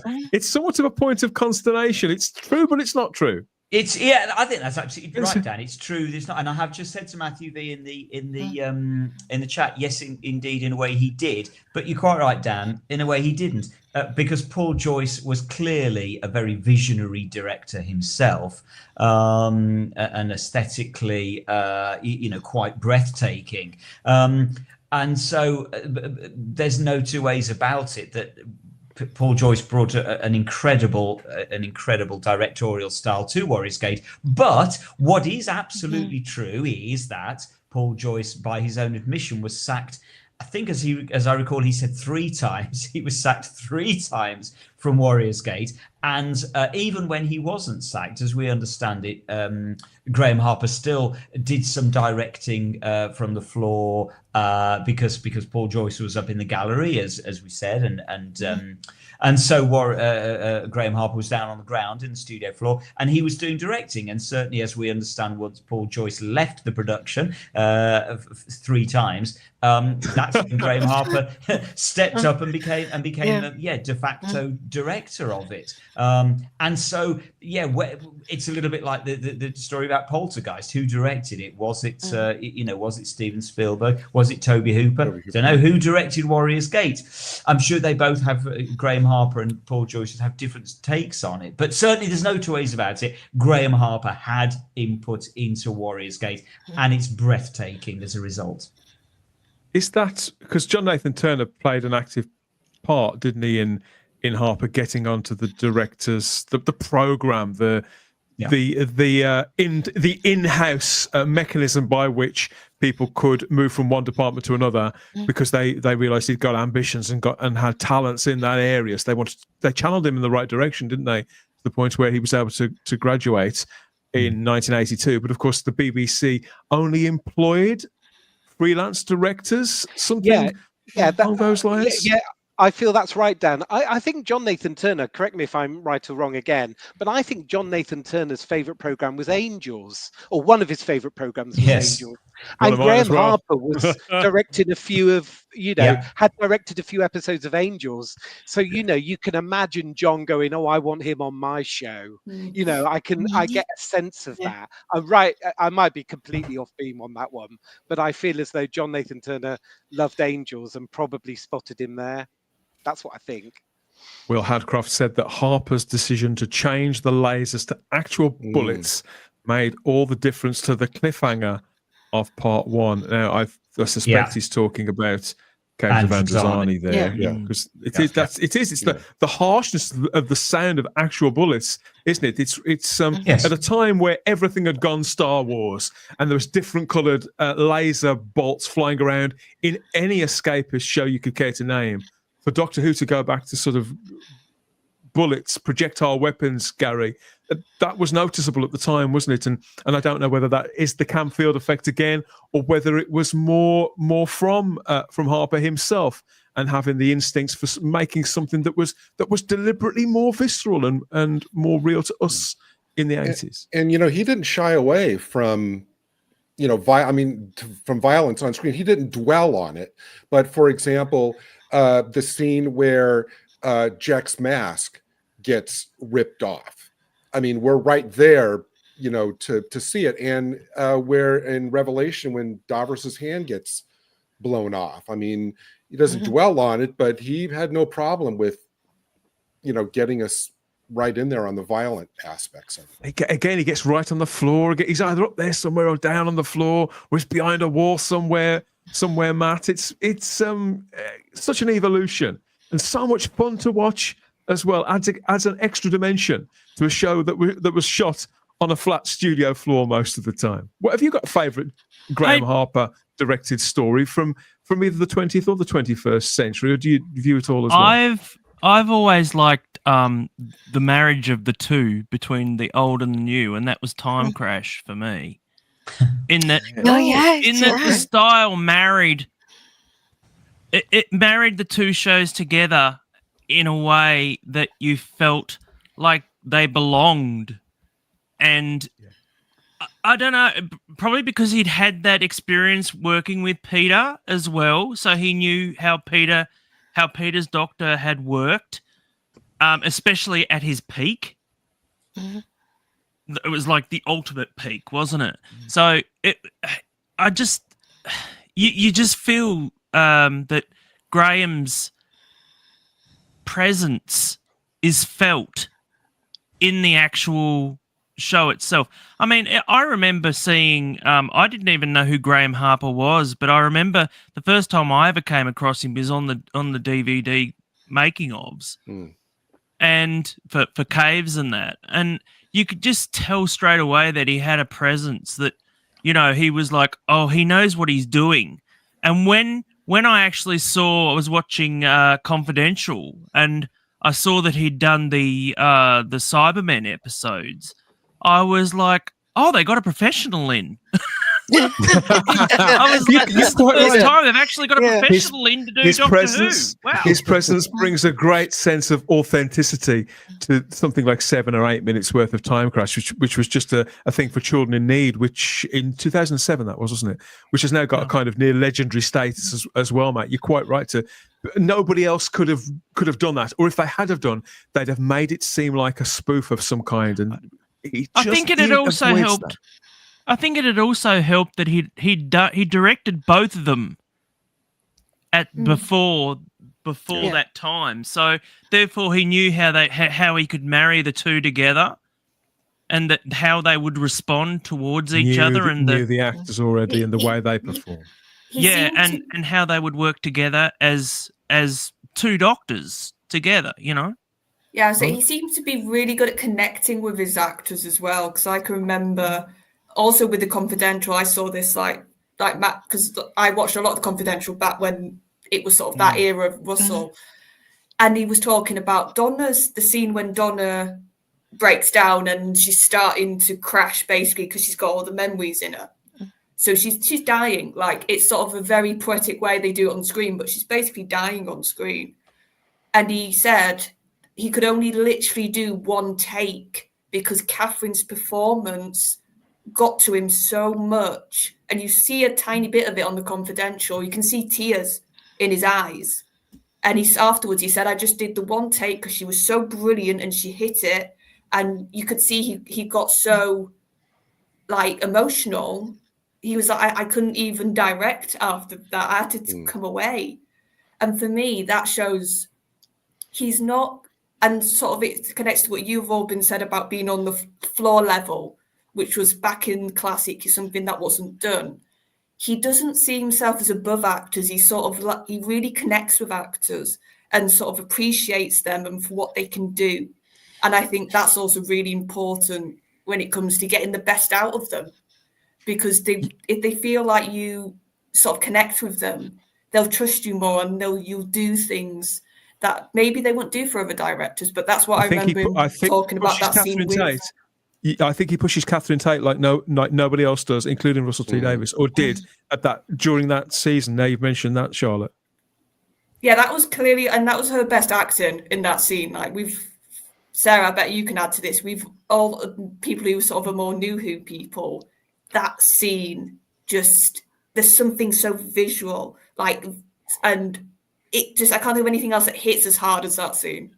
Yeah, it's heartbreaking. But it's, so there's a transformation. And again, Graeme's brilliant at these transformations. And I noticed in the comments bringing up the regeneration, I mean, the ultimate transformation, but we've seen it with Donna breaking down at the end of Doomsday, Rose breaking down, the transformation of Yana into the Master. It really gets into people's faces, and again, like what you've said, Charlotte, is you do get this sense of he's in the trenches with them. There isn't this barrier that there was with past directors. He gets in, he does this connection, he gets the best, because if he's feeling that, then he knows that us as the viewers, we're going to be feeling that. That's you're right. The transformation from the Doctor into the Time Lord Victorious in the Waters of Mars. It's just as you described. That now you've said that, I see exactly what you mean. Running right the way through certainly all of his work on Doctor Who. I think possibly we notice it more with Catherine Tate because she got the comedy and like that bolshiness. But I think from sort of Turn Left, which again, is another Graeme Harper one, to them final 3 episodes of series 4, they're just absolutely perfection in terms of the performances and the action, and nothing gets lost. I mean, I marvel at he gets the best out of everyone. There's that many people packed into that TARDIS set and in the Crucible set, and you've got Davros, you've got the Daleks, you've got fires going off, but he's still honing in on everybody's reaction, and the doctors are, he's already twigged what's about to happen, where this is ultimately going with Donna. It's all in the eye, and the two David Tennant doctors share that moment, and again he just hones in on their facial expressions. He's so good. Oh, like Sarah, that moment with Sarah when she sees Davros. And you can tell everything stops, and he on purpose makes her reaction a highlight. Yeah, and that's you're right, Charlotte, and that's because he understands the story that he's telling. He doesn't just get script, and so we've sort of praised his brilliance at visuals and aesthetics, but also he knows the story that he's telling. He understands it, and you can see that in every single story that he's directed. He's not just thinking of actors, he's not just thinking of visuals, he's also thinking of the story and how the best ways to tell it and what the genuine reactions would be from those people. And that could so easily, that moment that you're talking about when Sarah clocks Davros could so easily be lost by a lesser director because they just haven't quite grasped. And it would be no criticism to a director to have not quite grasped the gravitas of what that moment means to that character, but he gets it and he knows how to deliver it, and that's why he is just such a clever director. He understands what he's doing so precisely. It's just breathtaking. It wasn't just Sarah's reunion with Davros, of course, Graeme Harper's too, after having directed Terry Malloy in the role in 1985. Characters who could be pantomime villains, just as we've said, also get the Harper effect. They get that extra layer, and even though Julian Bleach, Terry Malloy, they're acting underneath all that rubber.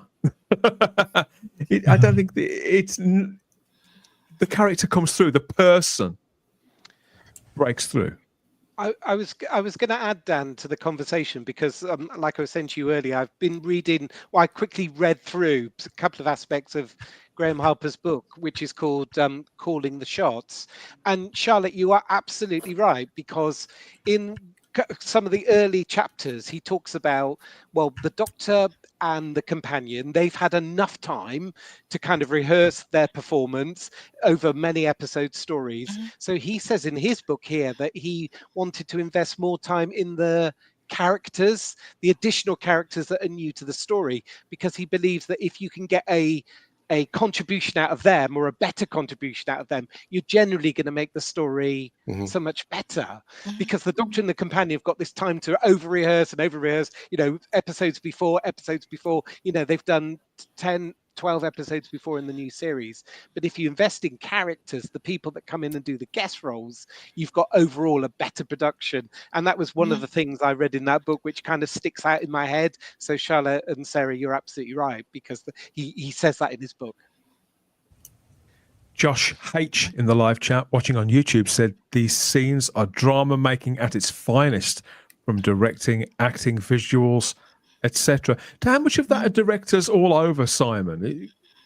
Because obviously people have got to be trusted and delegated their specific roles, haven't they? And to feel that they can fulfill their end and not be watched all the time. But a director has to have a certain amount of scope over everything that's going to make it into their shots, haven't they? Well, they have if they're a good director, and it is the simple difference between a good director and a not so good director. Because yes, if you've got, as a good director, you need overall an oversight of everything. And an understanding of everything. And I say that means everything from camera shots to acting to costume to makeup to music to just everything. And when you hear Graeme Harper speak, or as Anthony says, you read comments from him, books about him, it's clear he does understand that. And I can see a lot of people in the chat talking about the regeneration sequence at the end of Androzani. And it is worth highlighting that, because Graeme Harper has spoken a lot about what he wanted for that sequence, and that goes to show what you're talking about, Dan, which is this overall understanding of everything. And he understood very, very clearly. He understood it was far more than just an effects shot and a simple dissolve between two actors, and that's why he talks about how he was trying to recreate in effect on television, the style of the Beatles track, A Day in the Life, which builds to this massive, crushing crescendo. And that's how he saw this. And so as to say, to me, that's a man who understands his craft, because he knows what he's doing. He's found what the way into what is always a difficult scene to get right, is a regeneration scene. And that's why this scene stands out this particular regeneration stands out so dramatically against all the regeneration scenes that have gone before. It's as good and as interesting as they were. And that's why he is, as I say, he's a master craftsman.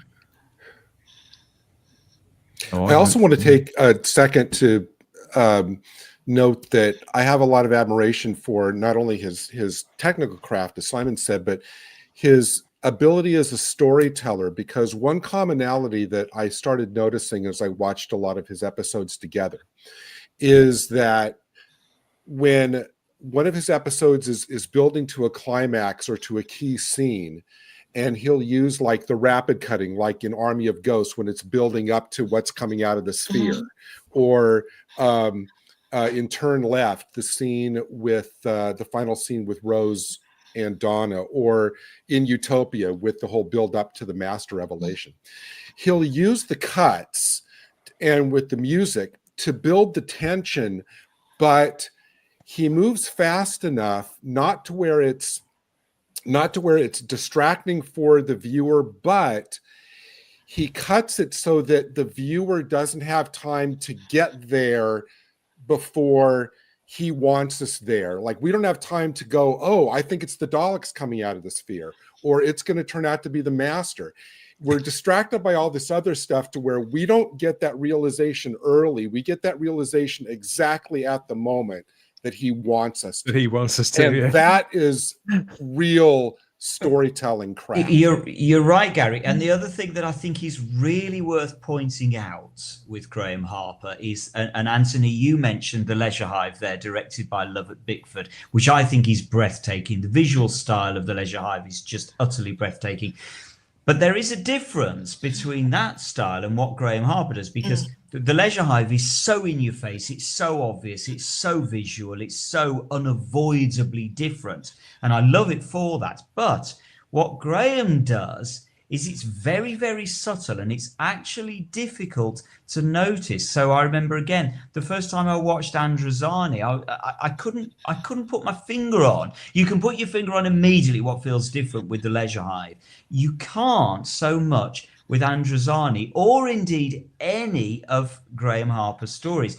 There's something in there that's actually difficult to identify quite what it is that he's doing so well. It's much more of a natural and an organic thing. He just gets it right. And again, Gary, it's what you're talking about. It's with that editing style. It's the way he works, that it's not immediately obvious. It's not an in-your-face style that you feel you sort of, whoa, okay, I'm in Graeme Harper style, I get it. It's not like that at all. It's much more subtle and unnoticeable and difficult to define. It just works. And it is worth pointing out that it's a really, really subtle, careful edge that he's got there that he brings to his material. It's not in your face. Perfect grasp, absolute confidence in what he was doing. The fact that he could take it over, his style, to 3 further serials as part of the Sarah Jane Adventures,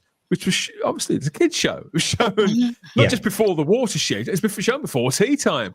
It's just whatever happened to Sarah Jane, that was one of his, and The Temptation of Sarah Jane was another one, followed by Enemy of the Bane was the final one for on the Sarah Jane Adventures, starring Elizabeth Sladen. But yeah, he was the guy who brought the reunion of Sarah with the Brigadier to the screen there in that one story. So that could be why they went to him for something so seismic as the reunion of these two incredible characters and much loved actors.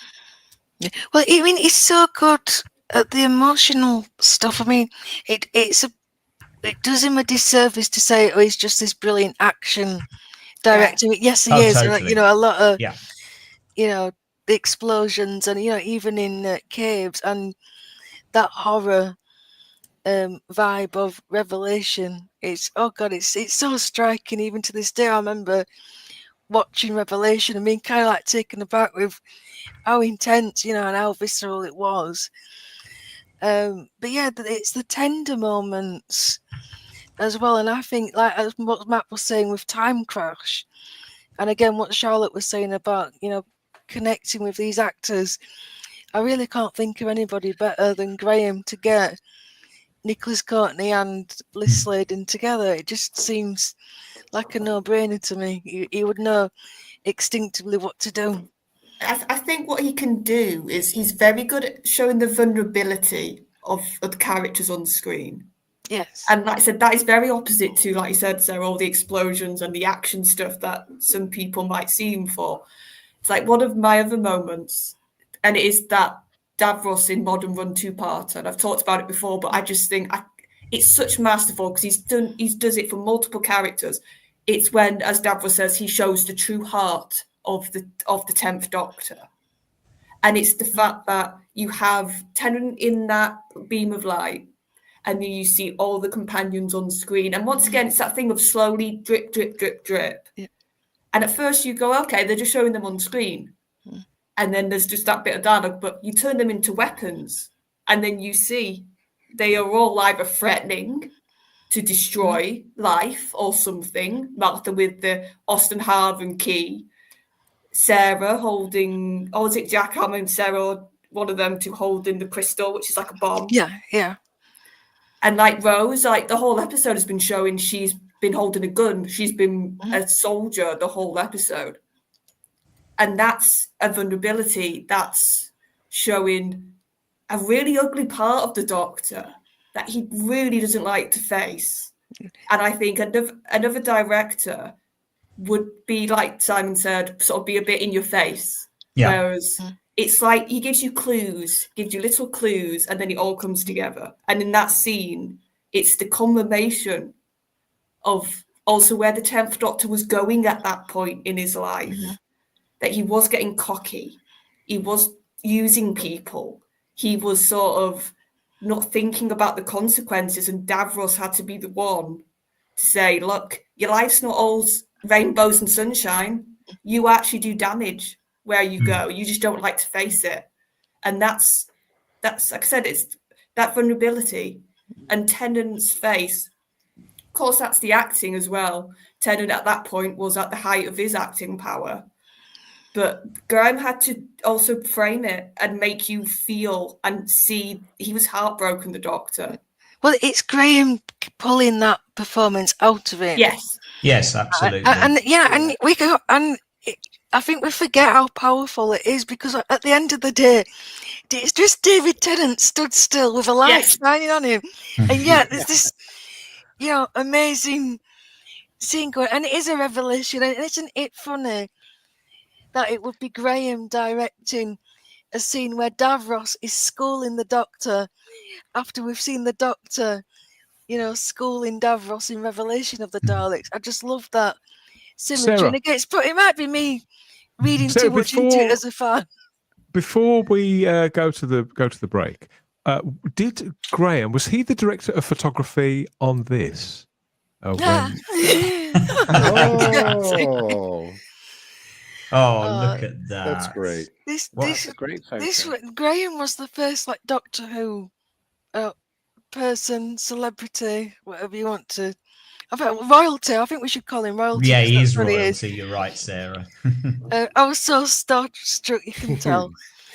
This was it wasn't a convention. It was like a talk, an audience with, and he brought some reels of his films to see, and he talked through them, and he talked about his career, Dan, like you were saying, how he started, what his influences were, Warriors Gate, all that controversy. That kind of went over my head because I'd not seen Warriors Gate at that point, so I didn't have a clue, what he was talking about. I just knew it was a Tom Baker episode. I had seen Caves and I'd seen Revelation.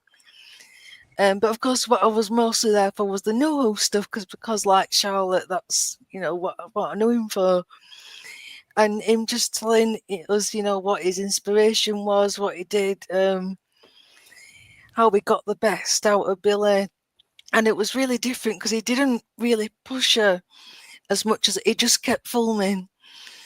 And she got more and more upset, more snotty, more mascara, and he just kept going and going closer and closer. And again, like what Anthony was saying, he's so humble. Yeah, it's like he just can't believe that we all think he's wonderful, and he was really touched. It's true. He was so touched to hear that Caves was voted the best story.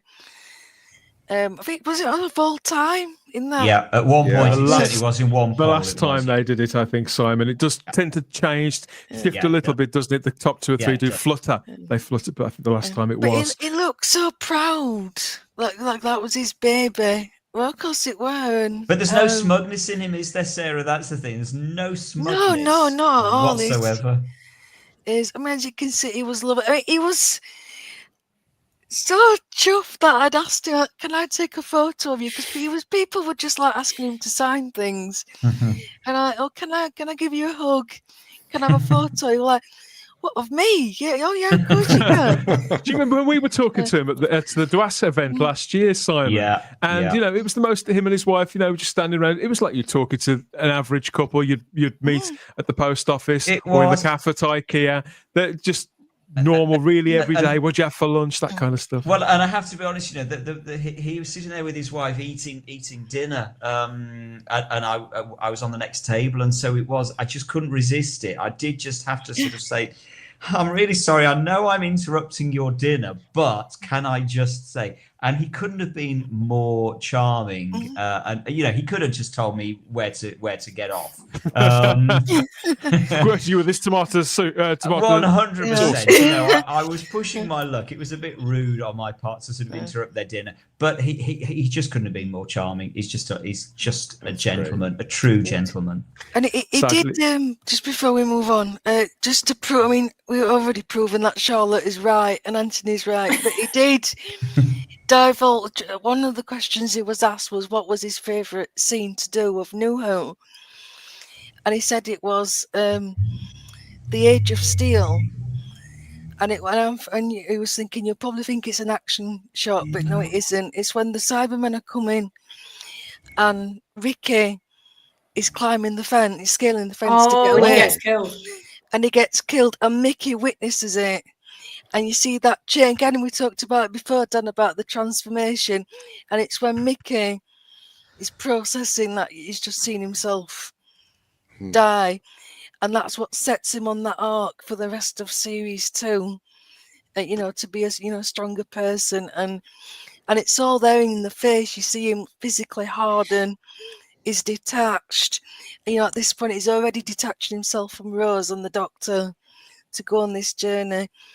And I just thought, wow, I would never have expected that out of all the stories you've done, that you would pick that moment. Yeah.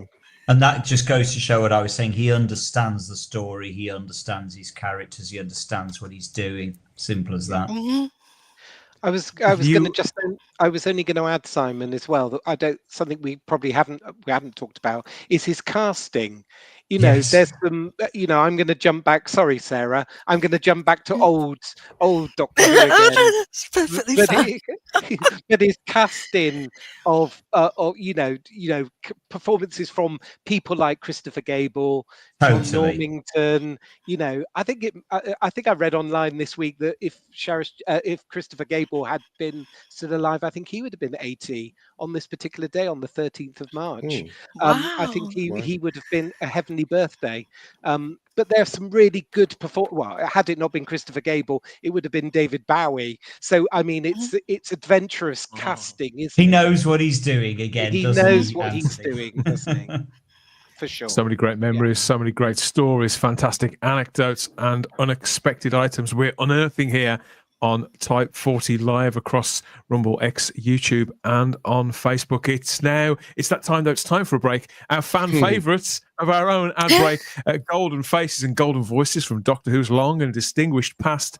Here are some of our other legends, flogging us all manner of bits of old tat, really, back from the pre-Amazon days. They are when everything was several stops away on the average bus route, rather than your every deliverer or whoever it is that you've got dropping stuff off to you nowadays. So yes, we're going to shoot off now back through the decades to Teletimes Past. Tune into some of that, and we'll see you back here in a couple of minutes.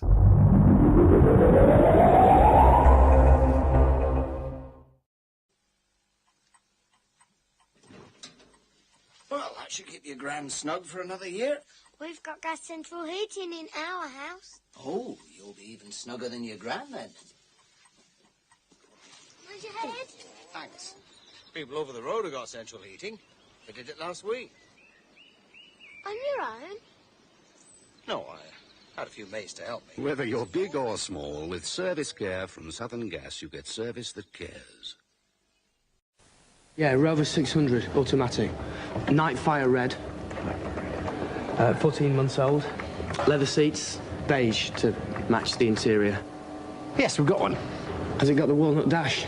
At Rover dealers, we believe you should have the same choice of used cars as new ones, which is why every dealer has access to thousands of quality-checked used Rovers. Yeah, what's this about you writing off CJ's Rover? Including just the one you need. Oh, this sore throat hurts. Oh no, don't swallow, don't swallow! That hurts. What's he got now? Oh, Strepsils, anaesthetic throat spray. That's new. Oh, anaesthetics penetrating the nerve index. Pain's going. Strepsils quick. Doesn't even hurt to swallow. Think we feel like lunch. New Strepsils anesthetic throat spray relieves pain fast. Pop! Smash hit. 100% pure pop.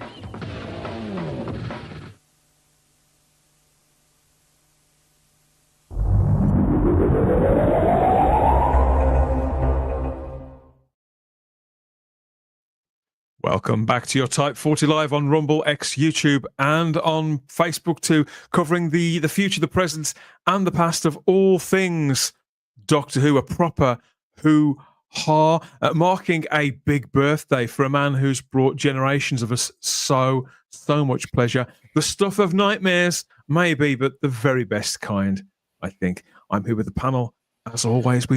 I think we've unearthed so much already about all of these stories and Graeme Harper's unique, legendary contribution to Doctor Who history. So who have we got? Here? Everybody's back, sort of. Yes, so we've got Simon Horton's here, Charlotte Shields too, Gary Akers and Matt Pott. We've got Anthony and his house Dalek. Because the Dalek got a name, Anthony, you've never said? Or is that can't be spoken by humans?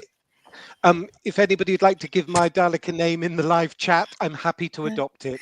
Keep it clean. It should be Dick. Anton Dick. Yeah. Sarah, you win for the time being. Let's see. Yeah, I like it. Oh, Do what are better they than that saying? in the live chat. What are they saying, everybody? Yes, so here we are. We're getting stuck into a proper celebration here. Let's know what you think of it all. Some great comments already. We'd like to know what's your favourite Graeme Harper story, of course, but what do you enjoy most about his directing? What are the little things that you've noticed?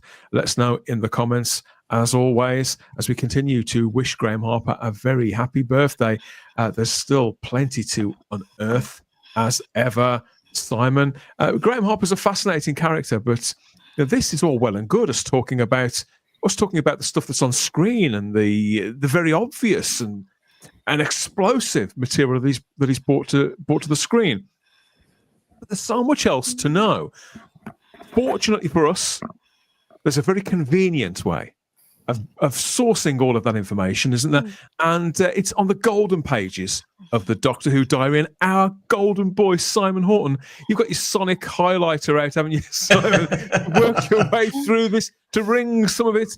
And I expect that just like Davros's hand that Anthony was speaking about earlier on, just like Davros's hand, we're going to get blown away by some of the nuggets of absolute gold that we're about to unearth in the Doctor Who diary. My God, that was a tenuous link.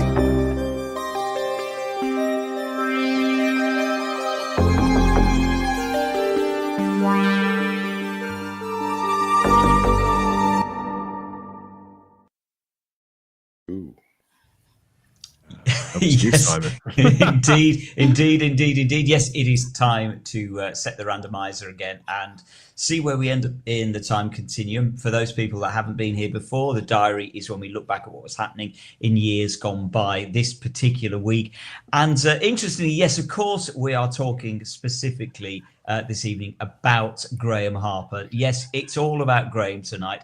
But what's rather beautiful about all of this is that not only is it Graeme Harper's birthday this week, but it's also, you're quite right, Anthony, it would have been Christopher Gable's birthday also this week. Christopher Gable, for anybody that isn't familiar with their Classic Who, Christopher Gable was the brilliant director that played Sharashchek so incredibly in The Caves of Androzani. The first story to be directed by Graeme Harper for Doctor Who. So yeah, Christopher Gable would have been 85 actually this week, not 80. He would have been 85 today. In fact, it's Christopher Gable's heavenly birthday, so we wish him a very, very happy birthday wherever he is. Happy 85th birthday, Christopher. Probably having a hot mud bath, I would imagine, somewhere in heaven. But it gets even more bizarre than that, because also this week It's Philip Glenister's 65th birthday as well, and of course Philip Glenister plays Salatine brilliantly in The Caves of Androzani, the first story to be directed by Graeme Harper. So Philip Glenister is 65 this week as well. And as if all that wasn't bizarre enough, it's actually the 41st birthday this week of The Caves of Androzani, episodes 3 and 4. Incredibly, yes, this week on Graeme Harper's birthday week, Graeme would have been sitting down on his birthday to watch episode 3 or 4 of The Caves of Androzani. So it's just all very, very remarkable that this week marks Christopher Gable, Philip Glenister, and indeed The Caves of Androzani, and Graeme Harper himself, who to give him his full name, Graeme Richard Harper, as Dan says, was 80 on Tuesday, just gone. And as we've already said, the first and so far only director to work on both classic Who and new Who. Graeme started his work on Doctor Who started. Officially back in 1971 with he was assistant floor manager on Colony in Space in 1971 and then Planet of the Daleks in 73, Planet of the Spiders in 74, and he then moved on to become production assistant on The Seeds of Doom in 1976, and of course Warriors Gate in 1981. And and as we've already said, that was when he did some uncredited directing work on Warriors Gate when Paul Joyce was fired for the first, second, or third time. Take your pick. Now, apparently, he also his Doctor Who career actually goes back a little bit before that, because as we understand, he worked on The Power of the Daleks in an uncredited capacity. He was there as a floor assistant on The Power of the Daleks, and that's because that was his first job at the BBC, was as a floor assistant. So his Doctor Who career is long and varied. We'll come back to a little bit more of his Doctor Who career in a little while. But a little bit about Graeme Harper to begin with. He was born obviously in 1945 in St Albans, and he actually started. Oh, there we go. Look at that. That is St Albans. I'm sure Graeme will be looking at that and thinking, "Yep, I recognise some of the rooftops in that." But do we know whereabouts he was born in that picture? I'm reckoning it was that little red roof right in the middle of the picture, sort of. It's an authentic photo from the time as well, from the late 40s and the 50s. There, brilliant. So there we go. Oh, there we go. Another one of St Albans, and I'm hoping Graeme is sort of recognising these, because no doubt Graeme will be watching this show. Hello, happy birthday, Graeme. Why wouldn't he? What else has he got to do? Well, what else is he going to be doing on his birthday? So yeah, he was born in, as I say, born in St Albans, 1945. He started out as a child actor. He actually acted in the Pickwick Papers when he was only 7, and in the Silver Sword when he was only 12. And these were directed by Sean Sutton, who of course went on to a very illustrious career high up on the 6th floor at the BBC. Were they like plays? Those things, TV plays, TV dramas, yeah, TV dramas. He was in. I'm assuming they no longer exist. I'm assuming they were for the BBC. I'm not sure, Matt. I'm assuming they were for the BBC. I'm just thinking. I'm just getting flashbacks because Silver Sword was. Sorry. You know where they were from? Do you? Sorry. They were for Associated Rediffusion, so they were ITV. Oh, they were ITV. Oh, okay. So that was when Sean Sutton was over there. It was as Dan said earlier on. Basically Graeme worked as a driving instructor for a while he was applying for production jobs in television. He decided at that point he wanted to move on from acting and go into production, but he was really struggling to get into television. It turns out that one of his pupils, while he was teaching them as a driving instructor, was the personal secretary to Stanley Kubrick, of course, the famous film director. of 2001. Wow. I know it gets more and more bizarre. Yeah, there we go. There is the great man himself on the set of 2001, which apparently Graeme Harper got to go and visit the set of 2001. He got to go and have a look at it and to meet apparently Stanley Kubrick. Not sure whether this is strictly true. It's interesting to know. We'll have to get Graeme, come on the show and let us know whether we're correct on that. There's the invitation to you. But yeah, apparently he got to go and meet Stanley Kubrick on the soundstage at MGM British Studios on the set of 2001. And to be honest, Simon, it's quite feasible, isn't it? When you think about it, because these were huge sets, as I understand it, the resources that were being ploughed into 2001 were huge. Yes. At a time where the British film industry and facilities in Britain were kind of shrinking, and so there was a pool of. That's why you see a lot of props from this movie turn up elsewhere afterwards and before. So it's quite likely. And as I understand it, there were several eventual key players in British television that did go and see this thing being filmed in one capacity or another, be they actors or production personnel, simply because it was a big deal. Stanley Kubrick was a big deal. And because he was using everything and everyone, you might as well go and see. Yeah. And it went up. The shoot went on for so long, as Stanley Kubrick shoots. It did go on for an eternity. This one did. So yeah, it's completely believable. And I would imagine that a chat with Stanley Kubrick would probably have inspired him and fired him up to try and actually push to get into television. And so it was around about this time that Graeme Harper wrote to Sean Sutton, who, as I say, had directed him in those television plays. He wrote to Sean Sutton basically to see whether he could help him get a little bit of a leg up to get his first job into television, and that's exactly what Sean Sutton did.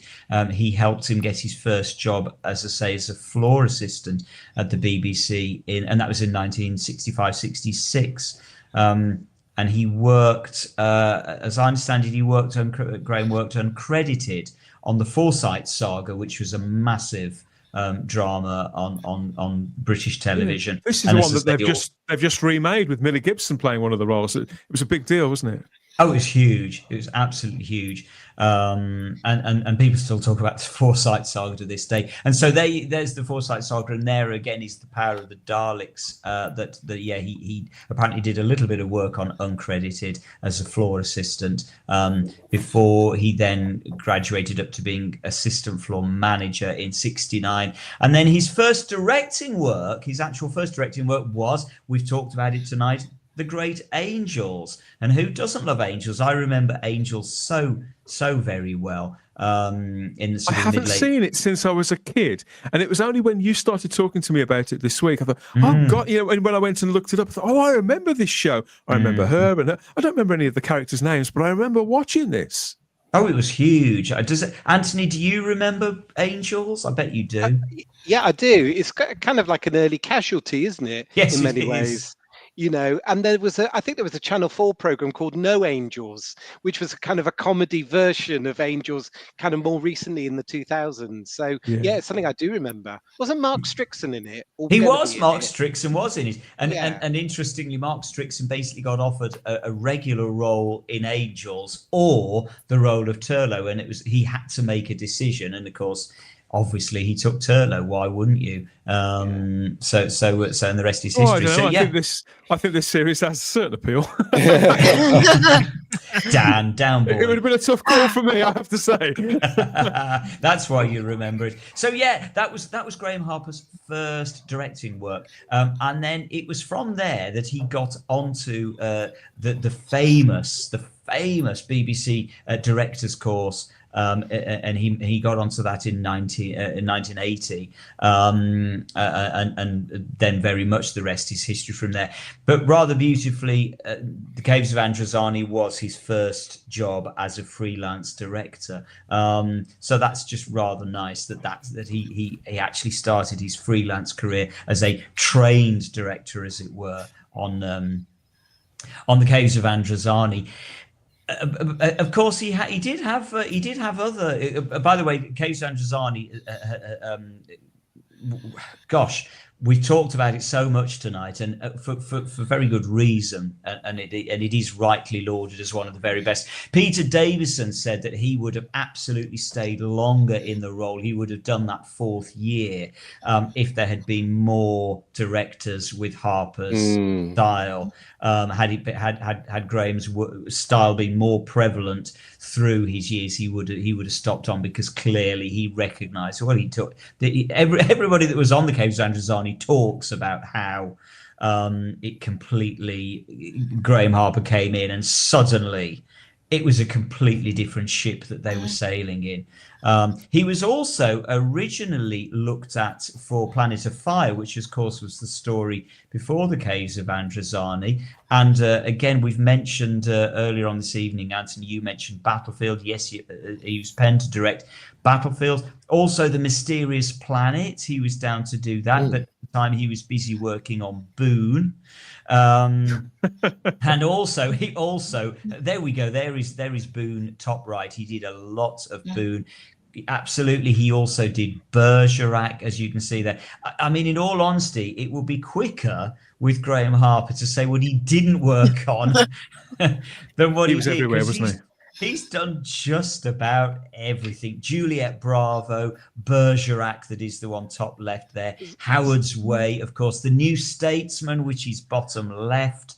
Heartbeat, Grange Hill, EastEnders, Coronation Street, Inside Number 9. The House of Eliot, as his bottom right there as well. When you look down his list of credits, they're so wildly different.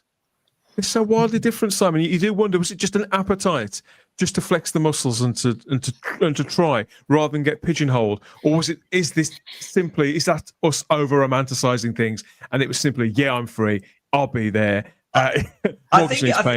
I suspect it probably was that, but I think it's also, I do think it's worth pointing out, he's a genius and he can do pretty much any style. We have to recognize that. So people would have spotted his directing and they'd have been like, yeah, I want him on my show. And I think it'd be interesting to know, wouldn't it, Dan? Actually, was he flexing his muscles, or was it just a case of, no, it's work and I'll take it? Don't know. Because you're right, they are wildly different. We have unearthed, we have woken the sleeping fan base for Michael Elphick's Boone from the mid to late 80s. And that ran up through to the 90s. He carried on doing that for a really long time. There's clearly a devoted fan base for that show, judging by the live chat here on YouTube, Rumble. Bergerac's coming back, isn't it? The remake. It's back. Yeah, it's already back. Yeah. So I have a feeling Graeme is now retired. Maybe he'll come out of retirement for that. Who can say? Who can say? Don't know. Simon, could I just jump in for a moment, because you've triggered a memory of that picture there, the bottom right of the House of Eliot. And I don't know if Gregory Jones is loitering in the live chat. I know he's a big supporter of Type 40, but House of Eliot was filmed in Bristol and Bath, and myself and Gregory, we were annoying probably 17 and 18-year-olds walking through Royal Victoria Park in Bath, and Graeme Harper was sat directing this particular episode. So we were very excited that we'd seen somebody from, who had directed a Doctor Who. So if you're in this live chat, you can add some weight behind this story.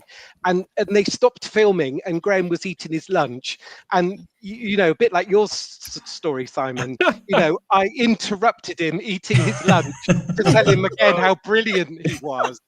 And between us, we don't leave this bloke alone. No, somebody just needs to interrupt his breakfast, please. Yeah, somebody. And it was a white paper plate, and I remember him sat on the floor, a bit like I am now, just literally having worked all morning to talk to these two Doctor Who fans to say how wonderful Revelation of the Daleks was. Poor man must be pestered for eternity. So that's a real story. I just remembered. He never gets to eat a meal without some idiot Doctor Who fan coming up and praising him again. Absolutely. Yeah, absolutely. Poor bloke. It's also worth pointing out, of course, let's not forget, Dan has been using a photo of Graeme Harper throughout the evening, which, of course, because he is canon as being either the Doctor or Morbius, You take the argument begins here, but there he is in The Brain of Morbius. See, And I just thought he was in the Bee Gees. Yeah. Twice removed cousin, Sarah. That's a whole new life opening up in front of you. Argument sorted. The Bee Gees done. There we go. That's it. That's Graeme Harper clearly as Morbius.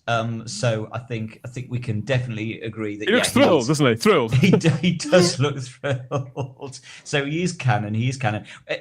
As I understand it, the photograph that was used in The Brain of Morbius for his appearance in the mind-bending battle, there we go, was actually stolen from Colony in Space, because the photograph is also used in Colony in Space, because he makes another cameo in photographic form in Doctor Who in Colony in Space, playing the real adjudicator. He is Graeme Harper is the adjudicator, whose identity, of course, is stolen by the Master. And his photograph appears, and it's Graeme Harper's. And as I understand it, that is the photo that they then used in The Brain of Morbius. So he makes two uncredited cameos canonically in Doctor Who. So he is an actor in his own right within the world of Doctor Who as well. It's crackers. Couldn't make this stuff up. Anybody that's interested in knowing a little bit more about Graeme Harper, he has written a book with Adrian Rigglesford called Calling the Shots. This is a while ago. I would say this is what we did about early 90s. So it's long out of print, unfortunately, but you can still pick up copies of it on various auction websites. And it's a brilliant book because it was written in the 90s, it focuses purely on the making of the Caves of Androzani and Revelation of the Daleks. What's not to like? I've read the book several times. It's a fascinating read. Highly recommended if you're interested in Graeme, and who isn't, and if you're interested in Androzani Revelation, and who isn't, then go and get the book. And if it is trackable down on the internet. It's a That's the one that Anthony was looking at earlier on, I think, wasn't it? Well, see this version of Calling the Shots goes right up to so it doesn't include Caves and Revelation. I know the book that Simon's talking about. It's a kind of hardback book. It got you're quite. It is a hardback book. You're quite right. I apologise, Anthony. That one might not be called Calling the Shots. No, it's not. I think it's called Graeme Harper Classics. Yes, I think right. so. Calling the Shots is the later book. I apologise. It has like a black cover with a picture of Davis. I think I've seen that. Yeah. Correct, and I think it's called the Graeme Harper Classics. That's what it's called. And you're right, Gary. It's a black cover with a photograph of Peter Davison from Caves Androzani behind the grill of the prison door. And that's called the Graeme Harper Classics. But you're right as well, Anthony. There's also that Calling the Shots book, which is also written about 21st century Doctor Who. And that's, as I understand, I think that one is still available. Actually, I think that one you can still track down. But the more you talk about him, I'm just thinking, how has he not got a Lifetime Achievement Award at this point from BAFTA or somebody? Well, from DWAS, has he got one from DWAS even? I think he did. I think he did. I think he got one from DWAS. Yeah, I think he did. I'm just thinking though, like BAFTA or something like that. Right. Like you said, you're right, Charlotte. Yeah. Because his list of credits is, as long as your arm, and it's all the greats. And like you said, it's not just one type of show. Like it's such a rarity for directors to jump from something really genre, like Doctor Who, for example, to something like crime shows or comedy shows. Or the directors tend to or like soap stuff. Yeah, like he's done a lot of soaps. He's done loads of soaps. And it's just like, I do find it amazing that he's not been celebrated more in the industry. Yeah, it's a really interesting point. Why has the Royal Television Society or BAFTA not given him a life challenge? Maybe they have. Maybe we're unaware. Particularly, it's one thing for them not to notice Doctor Who at various points, whether it's been in its more mainstream phases or when it's sort of gone to the back benches of being something more obscure and geeky and fanish. But when he dropped it in the tram on Coronation Street for its 50th anniversary, there you go. That's a big swing as well, isn't it? Everybody noticed that. Yeah, and he got celebrated, and like there's a lot of press about what he did for that. Absolutely, and it was a massive action set piece. I mean, as you can see from the photos, they're just incredible. But again, it's no surprise, is it, that they hired Graeme Harper to direct that? Oh, it's the 50th anniversary Coronation Street. We've got a massive episode here. Who will we get to direct it? Well, I mean, he's got to be one of the best directors that has worked in British television. I mean, arguably, is he the best? You know, discuss. He's definitely up there. He's definitely right. Certainly, as somebody who's top. In British television terms, who's moved things on, who's worked aggressively everywhere and anywhere that he can for a really long period of time. Yeah. It does stand out. I mean, I say I'm no expert, but when you just look at the list over on IMDb or anywhere that's easy enough to go like that, you'll see these various shows that, okay, if for example, if you never watched ITV in your house, Gary, because it's the Light program and all those adverts and things like that, then there'll be the House of Elliot, which is a proper drama, don't you know? And so there was everywhere, absolutely a late night sitcom like The New Statesman, which was geared towards ideally people of my age at the time. It was very, very rude. It was very violent. It was all of it. It was dangerous TV. And then you've got something like Grange Hill on at 4:30 in the afternoon. Yeah, and the House of Elliot, which is so incredibly sedate. Yeah. He covers all styles.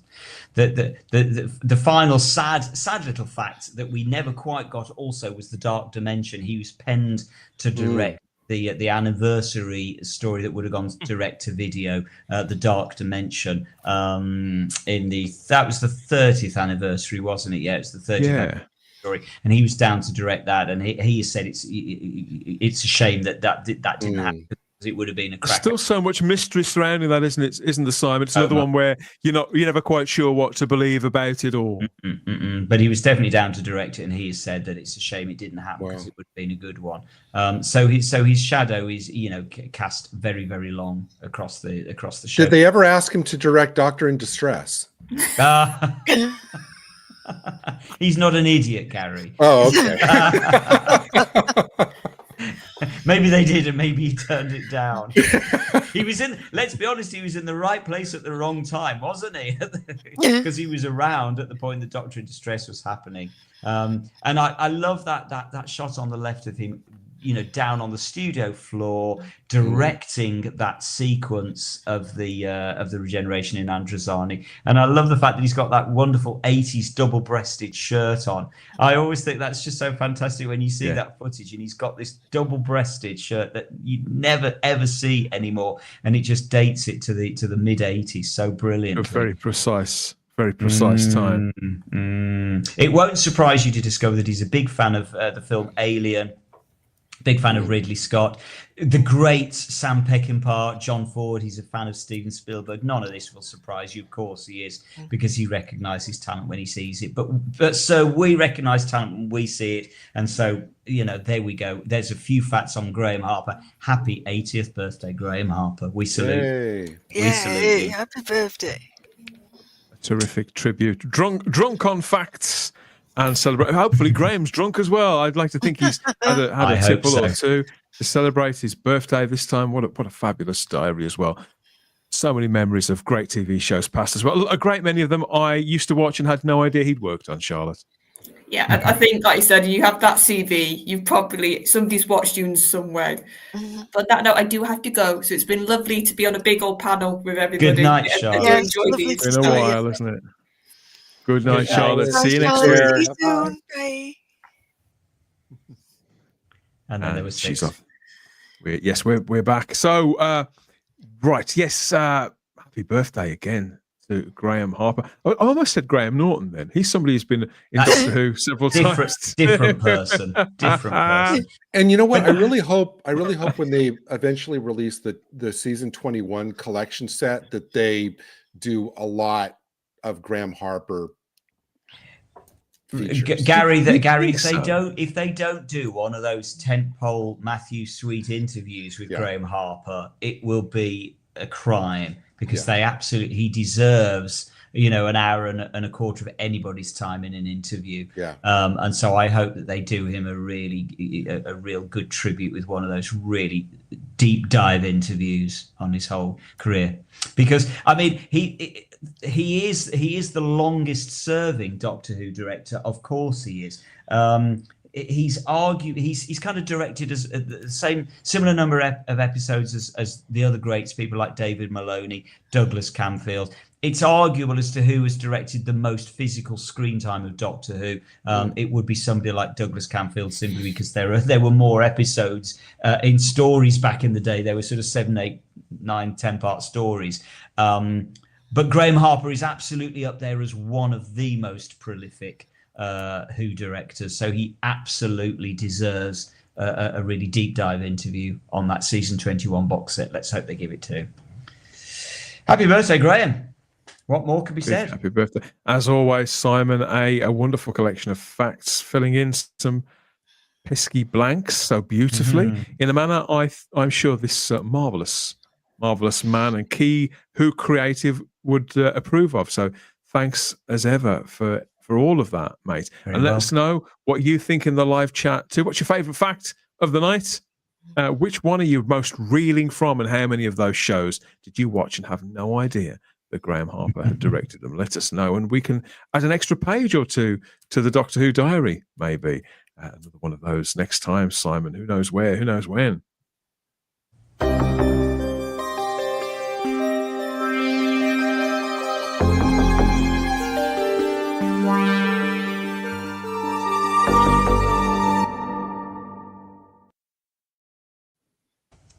Yeah. I'm happy to say people have been enjoying this as much as we have, Gary, over there in the live chat. Lots of memories, shows being revisited, shows that Graeme Harper was nothing to do with, shows that are nothing to do with Doctor Who. But hey, we do it live, and all comments are very, very welcome. Thank you, everybody, for joining in with the nonsense so far. Anthony's Dalek looks a little dispirited with his drooping limbs, bless him. It's because his head's cut off, poor dear. Yeah. It needs a bit of excitement. Yeah. It feels a bit like me this evening. It's getting a bit tired, a bit droopy. Moving on. Placid. Say no more. Say no more.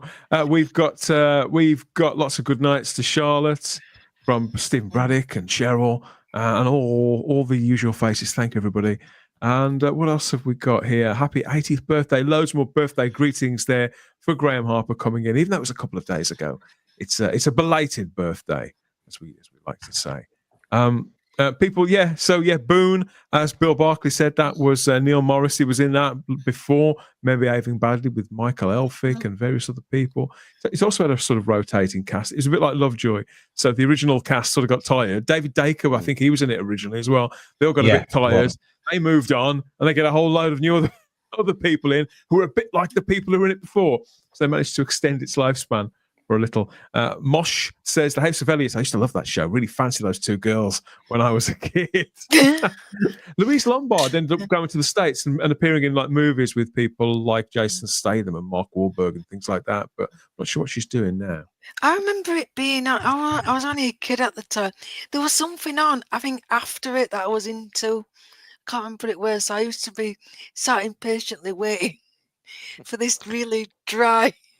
It was the early 90s. Yeah, it was 1990, I think, House of Elliot started, and it was only on for about 3 years. And I believe it was on Sunday, so Last of the Summer Wine was probably on in and around that slot. I can't quite remember. But I used to watch it as well, as people have said in the live chat. It was co-created by Jean Marsh, Sarah Kingdom, herself.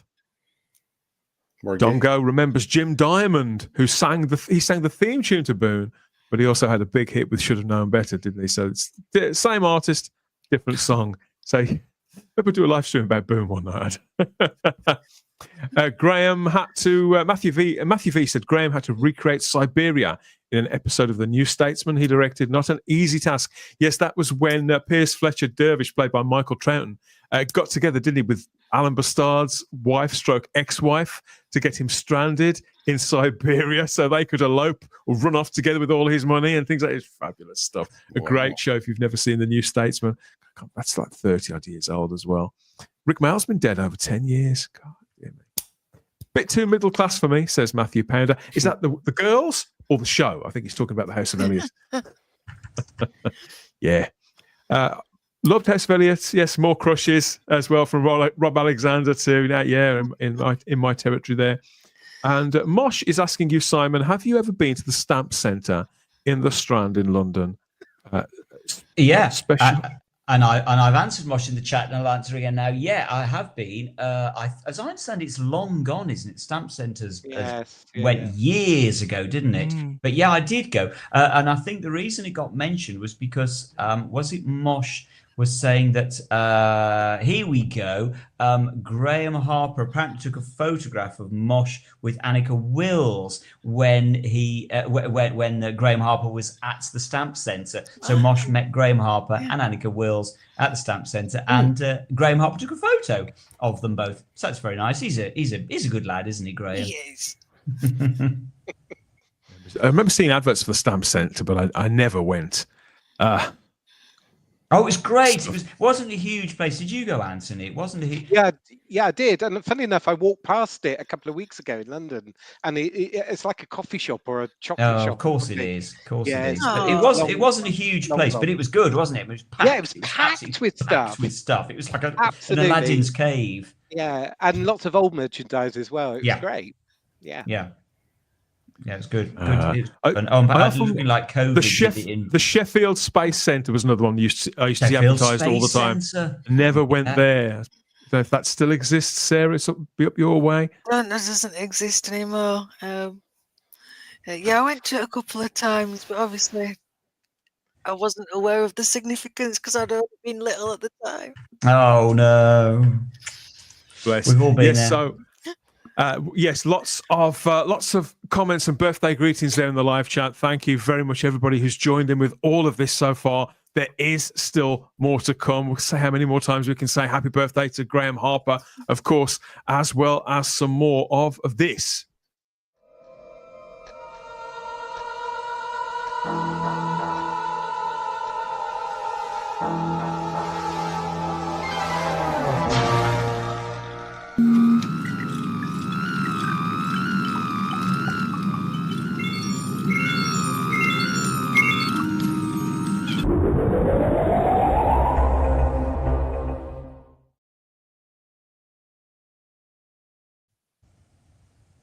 He doesn't look too impressed, does he? Maybe he'll be impressed with this because the talent and dedication that's out here in Doctor Who fandom is second to none.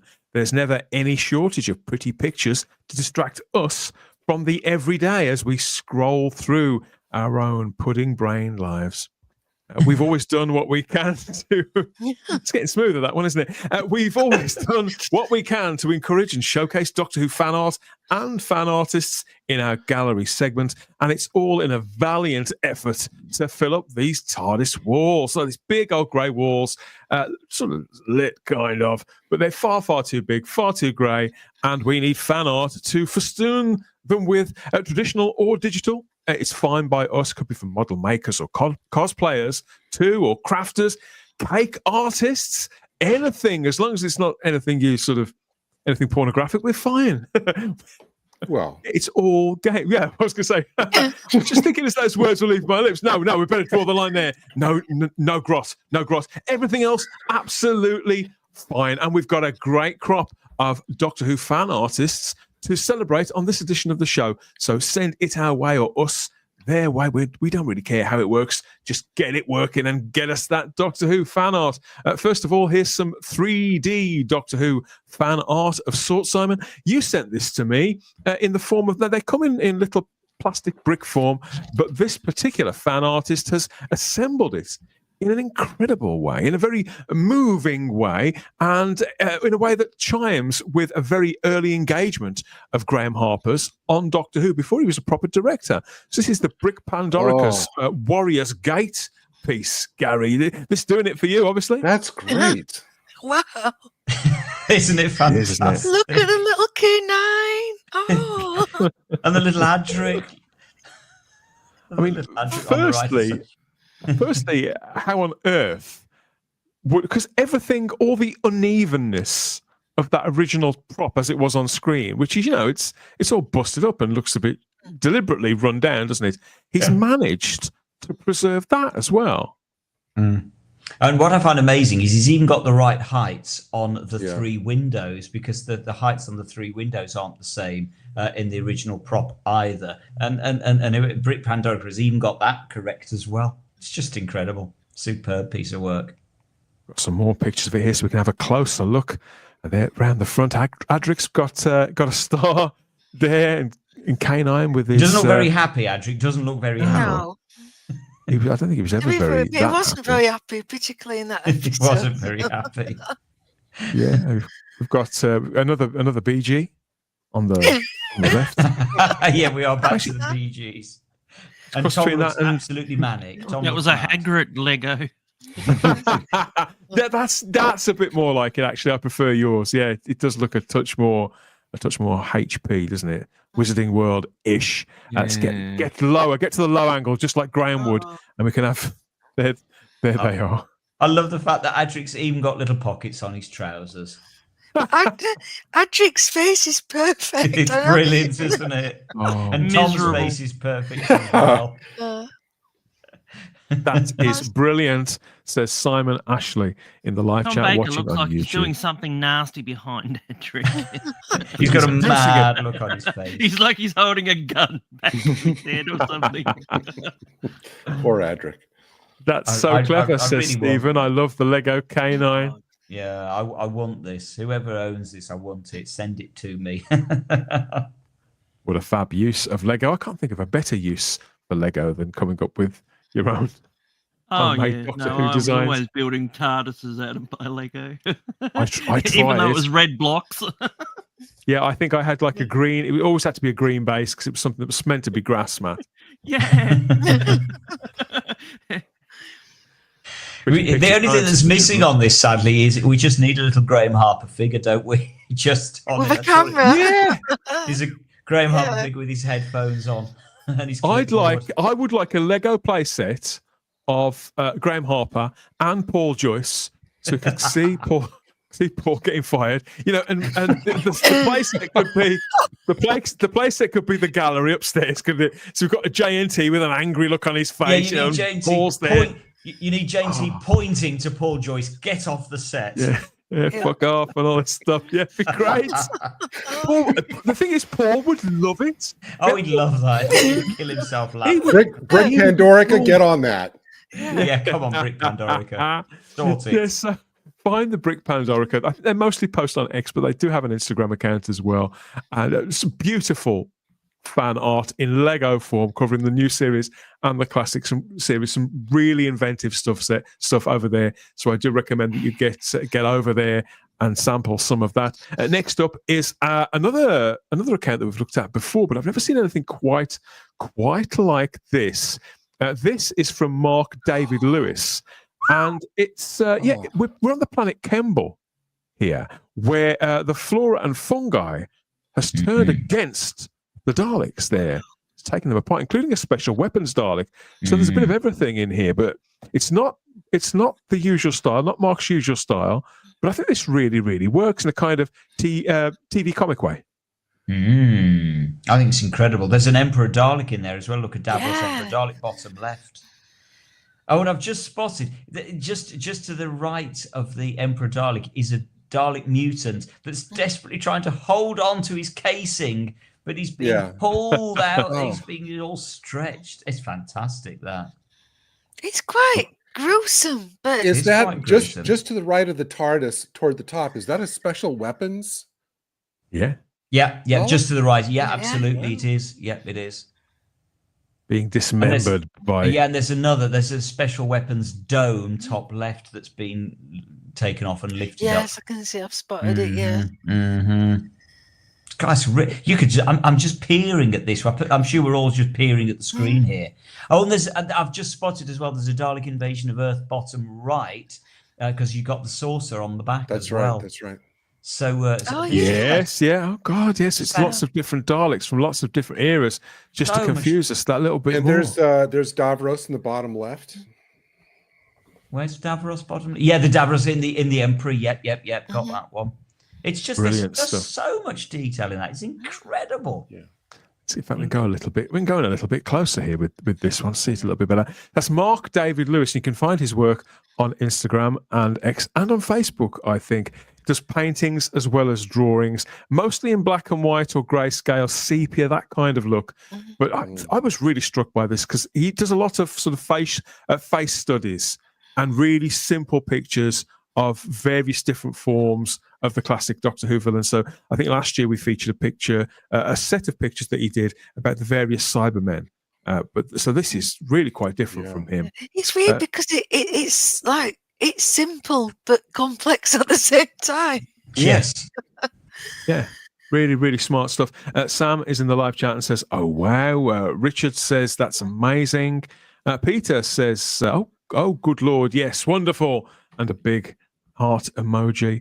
Matthew Pounder says he loves the TV 21 style. Yeah, TV Century 21. It's around the same time, isn't it?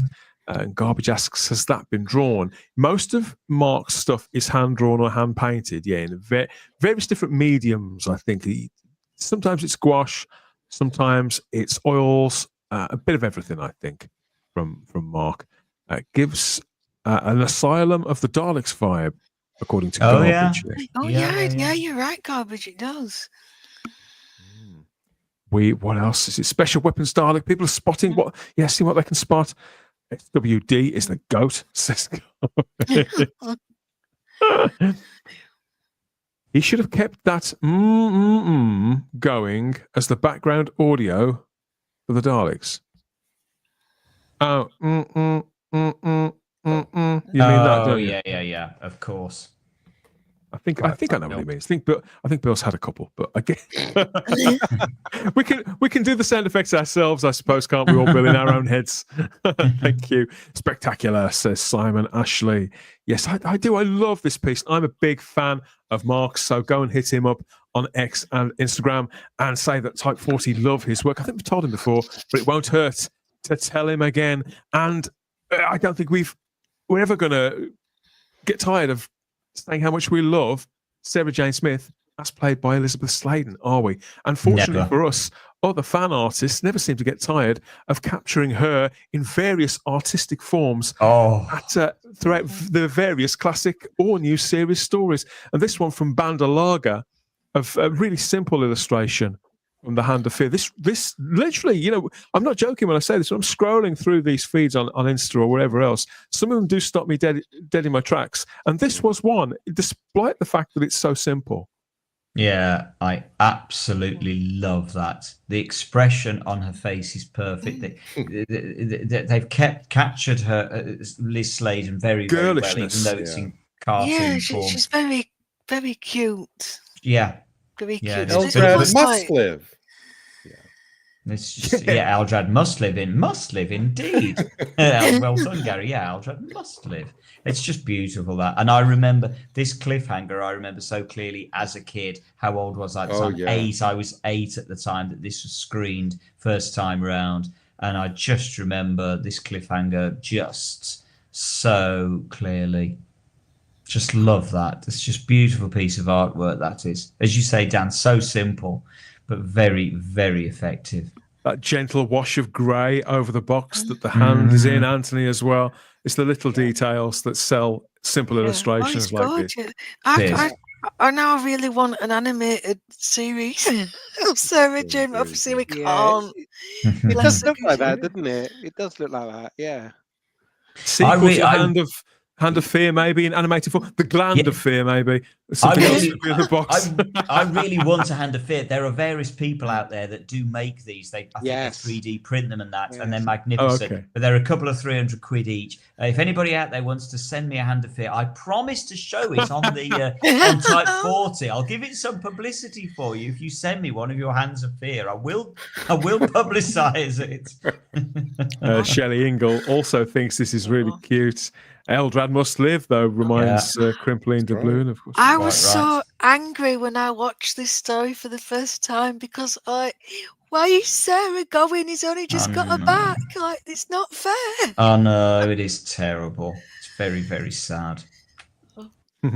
Yeah, I really love this, and although I've not seen any work by Bandalaga before, I'll certainly be watching out for them. I think this was on Instagram as well. So yeah, a very a classic illustrator, I think, in a simple style with muted colours as well, Matt. The colour palette is one that I also appreciate. It's very easy to go sort of all out with these things, but I like this, the little details and the slight reddening of her nose as well. Every time I look at it, I notice something else. It looks very Miyazaki. Yeah, it is quite anime, isn't it? Yeah. Rob says it's charming. Yes, yes, we're all big fans. Let us know what you think in the live chat, and let us know where we can find more fabulous fan art of a variety of styles from all over the world, or other worlds for that matter. We're not proud. We're not too proud about these things. It's more fan art we can get up on the walls to fill these enormous walls, and to sate our appetite for fabulous Doctor Who fan art to set us up for the weekend here. So this is how it works. You send it our way, or us its way. Direct us to Instagram accounts, Etsy stores where people may be selling it as prints, or simple social media users who are sat there unappreciated in corners or in darkened rooms, scribbling away on whatever it is they're doing. We want to get their work up on the screen. We won't turn our backs on them. Will we? No, not here. And you can get it to us if you reach out to us through our social media. That's Instagram and X at Type 40 Doctor Who, or you can join us in the Type 40 Facebook group too. Cut out the middlemen and plaster the wall there with Doctor Who fan art. We don't really care how we get it, just that we get it because we're very, very greedy. You can leave us a message too at SpeakPipe New for 2025 across the podcasts and the video content. This is so you can be part of Type 40, all from the palm of your hand.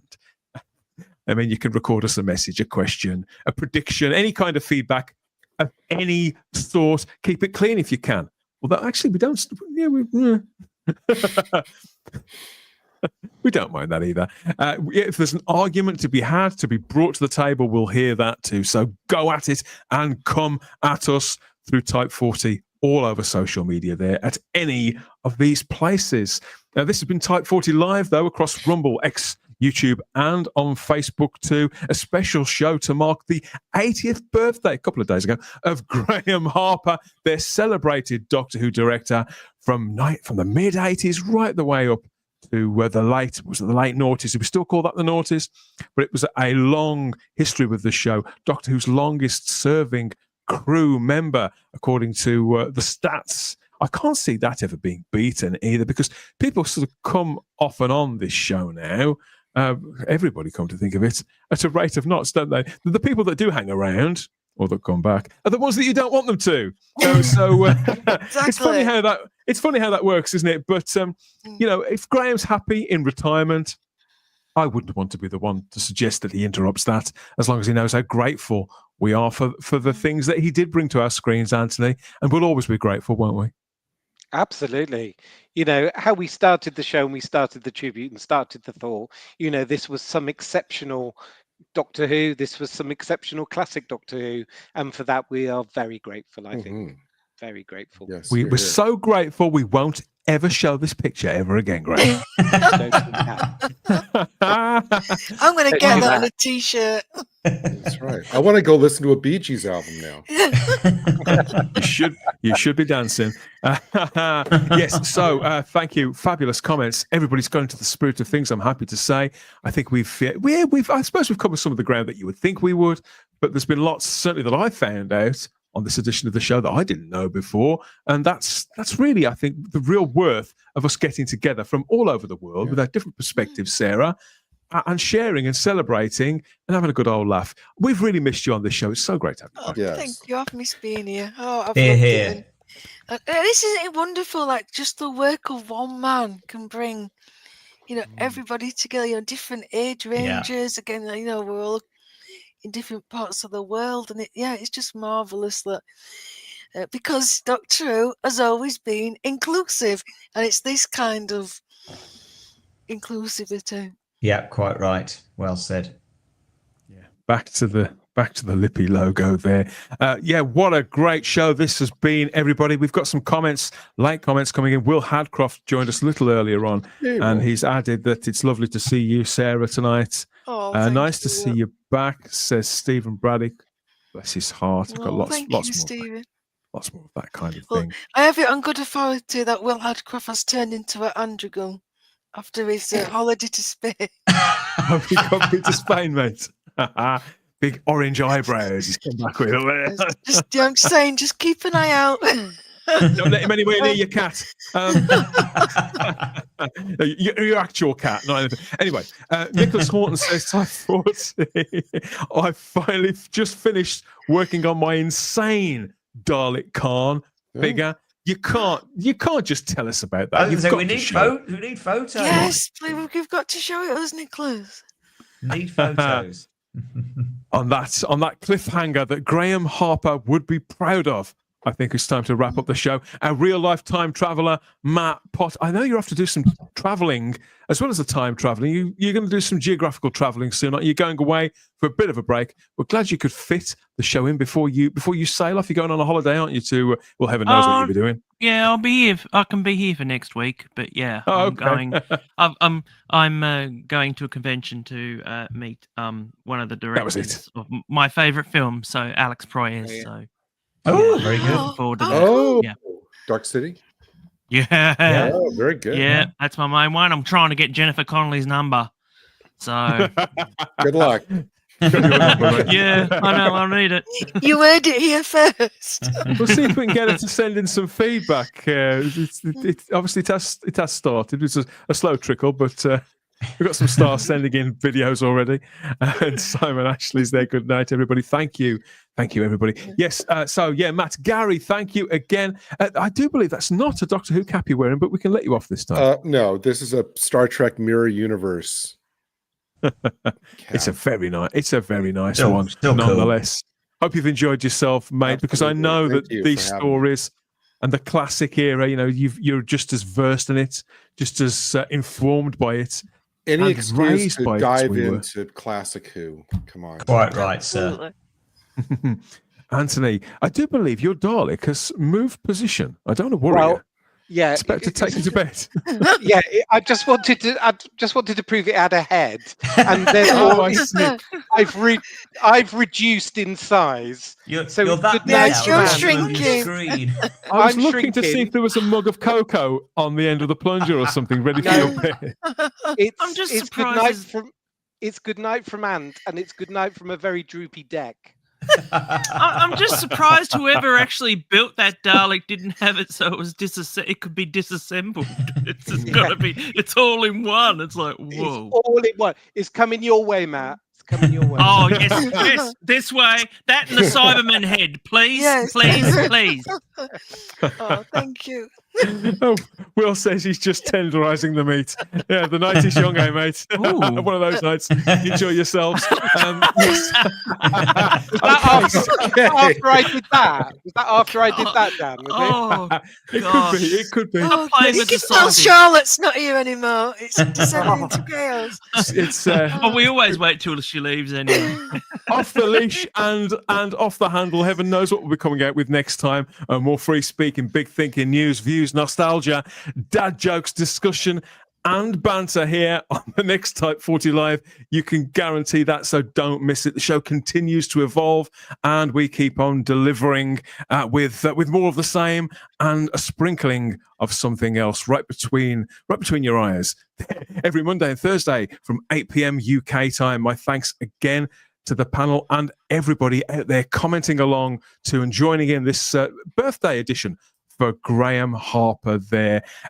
Don't stop there. We'll have more greetings in the comments, more questions, more observations, and more memories about Graeme Harper's work. By all means, we'll see you in the comments. Belated happy birthday to Graeme Harper. And yeah, we'll see you on the next one. Bye-bye. Bye-bye. Bye-bye. Bye-bye, Duggan.